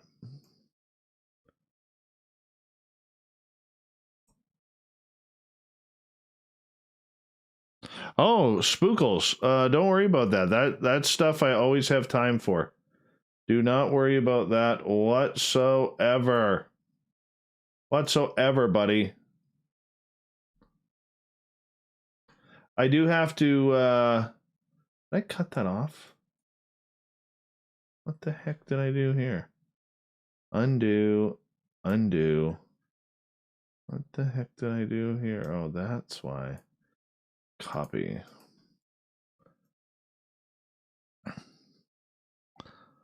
Hey, Derek. How you doing, bud?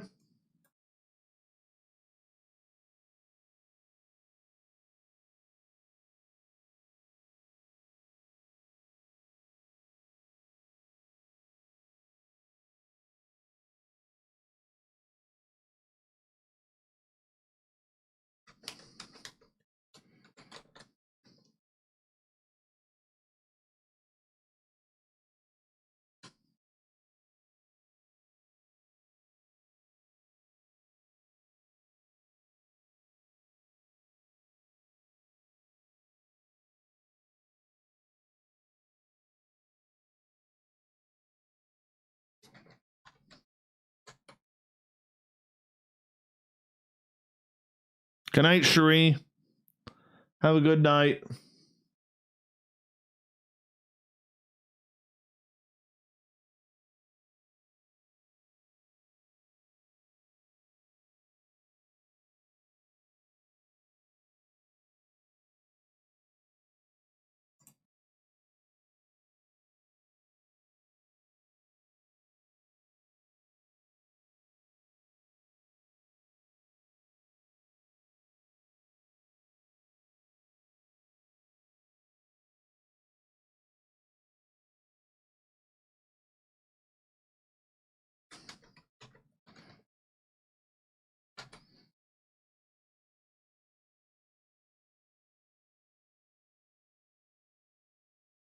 Looking for woo. What kind of woo would you like tonight, Derek?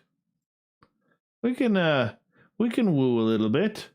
I don't mind getting some woo in there. So I am going to look for Dogman coming up here on Sunday after I sleep in.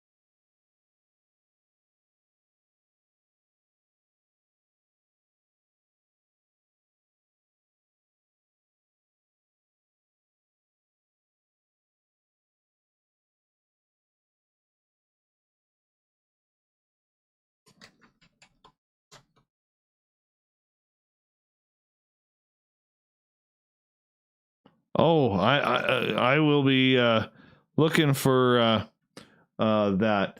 I am going.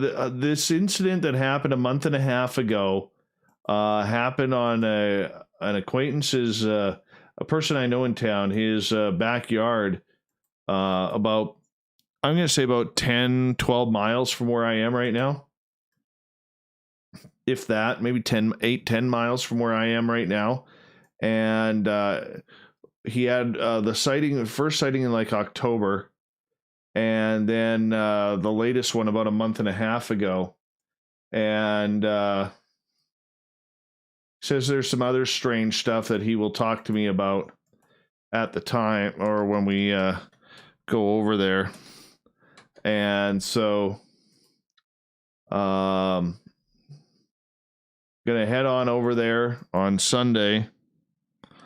And and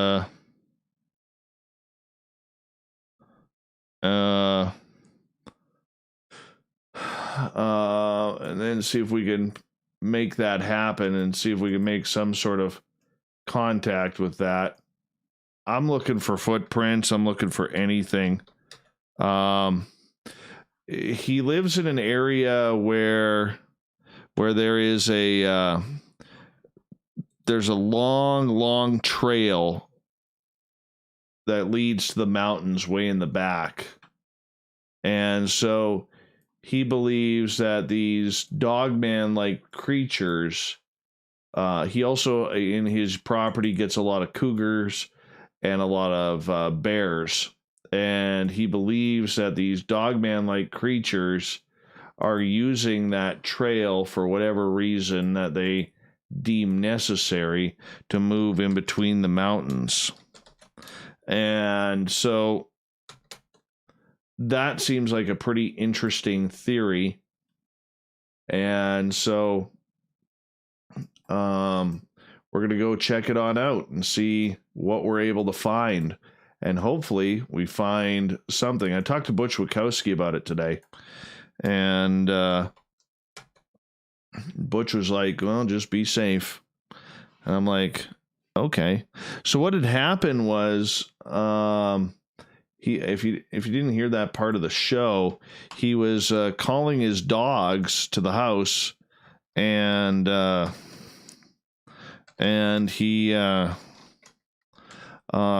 was missing 3 of them. And so he found them in the back of down this little knoll, and there was this black thing, which he thought it was another dog, until the dog stood up and walked out. He said the weird part about it was his dogs, which would normally react to anything out of the ordinary. Oh, hold on. I screwed up already. which would normally act up to any type of animal or intruder, his dogs weren't barking or anything towards this creature. So he got, when he saw it, it was about 300 feet away when he called his dogs. And when this thing saw him, it just stood up and walked away.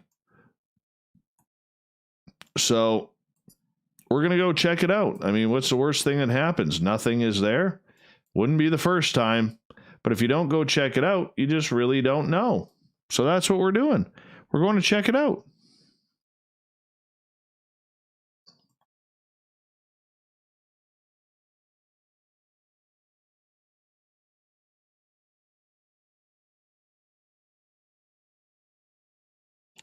Come on, Dropbox. Let's go.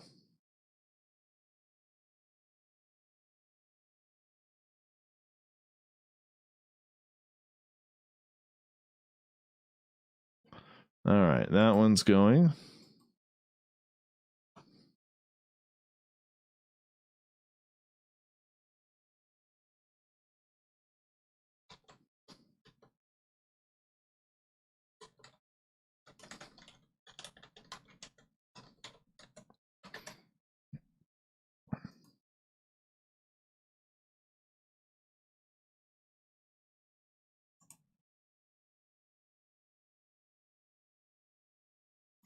All right, it's time for our verification night. Pick your 6-digit number.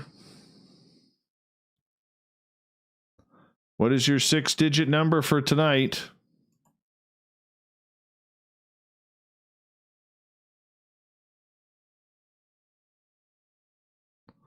Oh, is that just transferring? What happened here? Why is this not working? Apparently, something went wrong. What is going wrong here?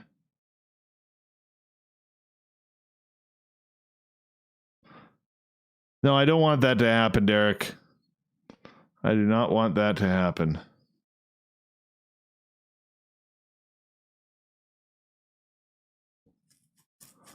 Why is this not transferring?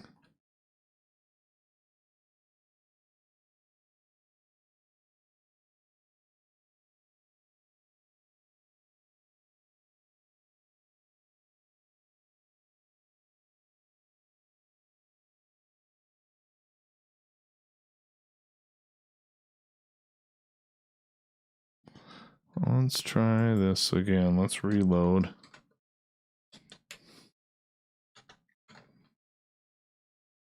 Let's reload this. Go here. Let's reload this. Try this again. Upload.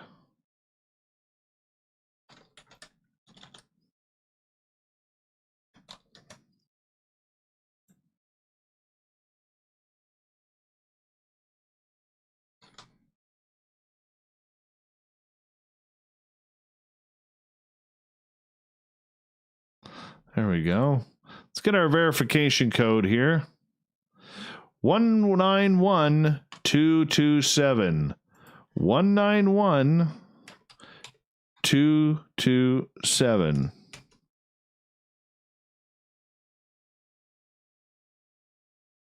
And we are transferring.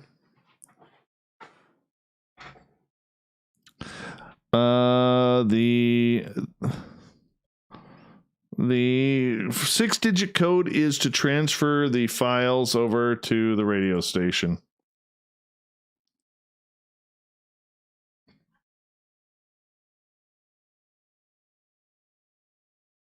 And we are transferring. Just like that, people. We are transferring.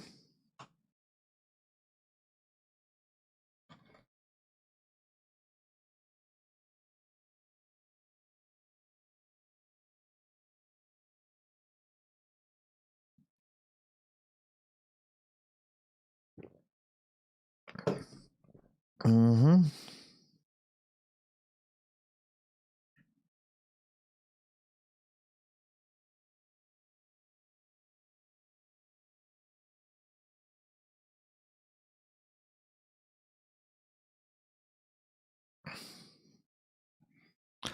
It's not 8675309. That's a 7-digit number.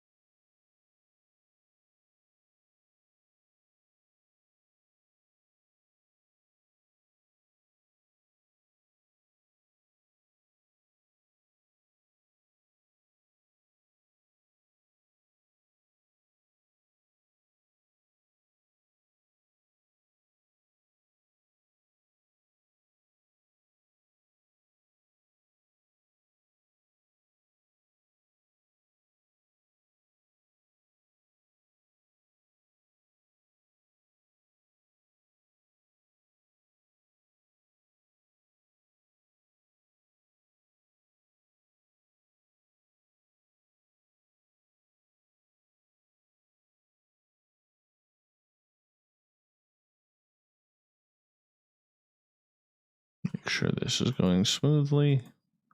Yep.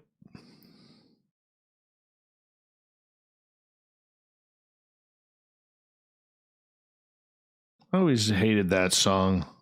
8675309. Always hated that song.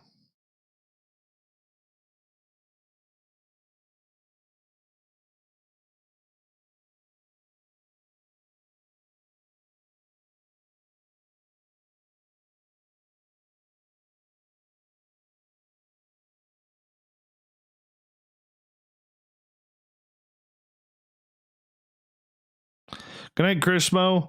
Thanks for coming on in tonight, man. Thanks for coming on in.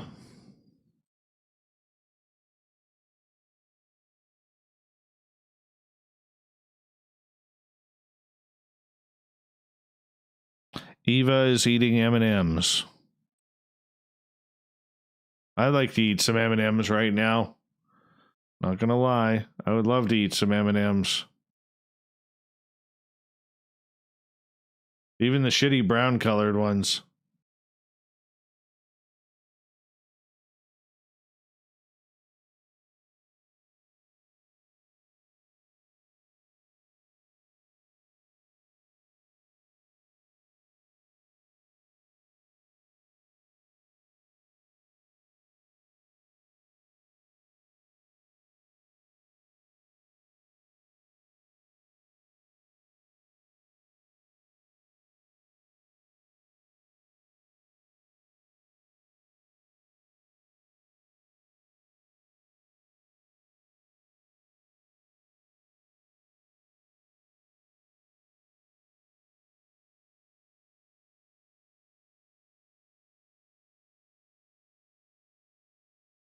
Spreadsheets and M&Ms. That sounds like a good Thursday night.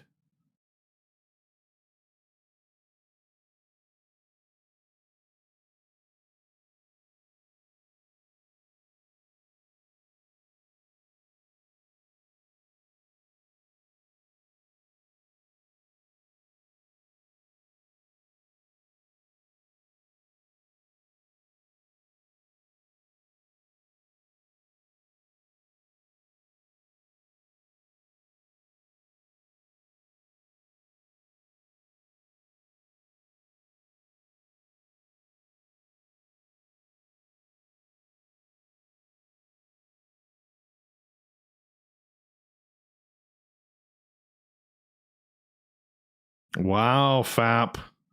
You got to go there on a night I'm tired and cranky. Everything Guns N' Roses put out is the greatest. Everything.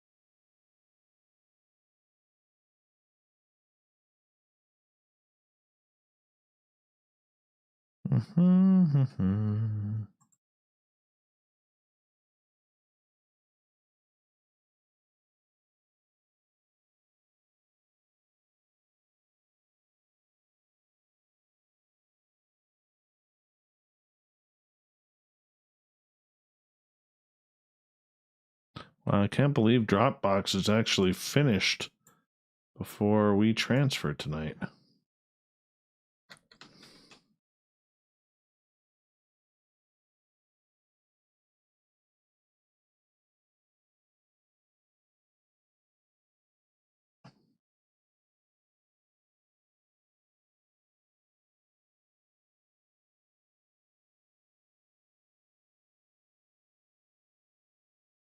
I wonder if my computer is going to go into update mode after this.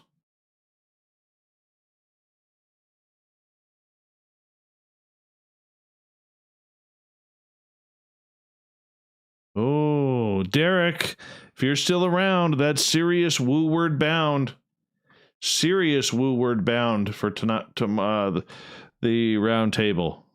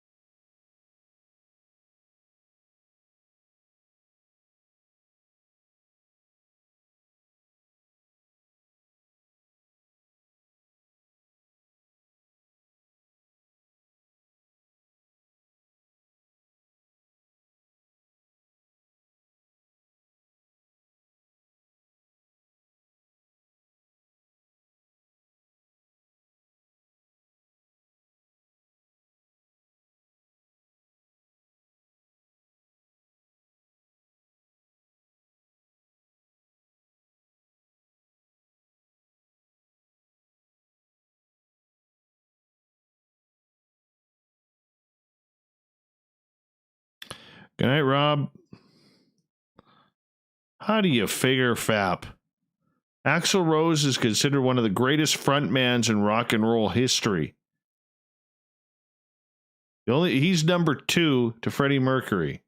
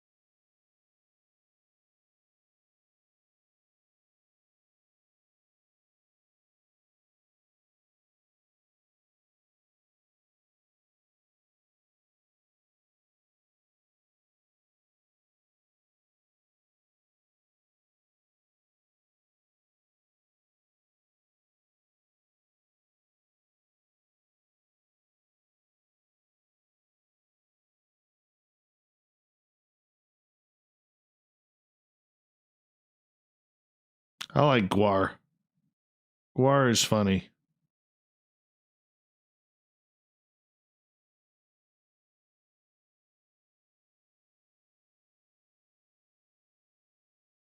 Hey, Adrianos, how you doing?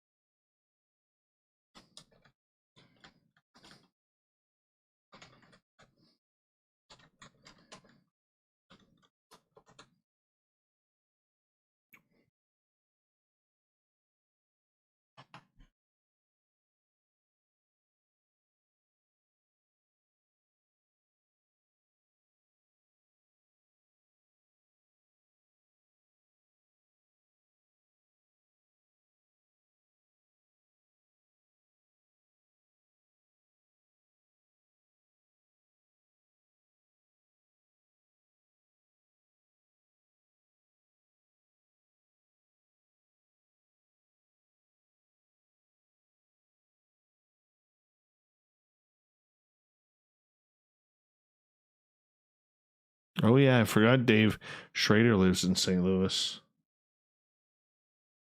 Wasn't he in St. Louis? Or in that area?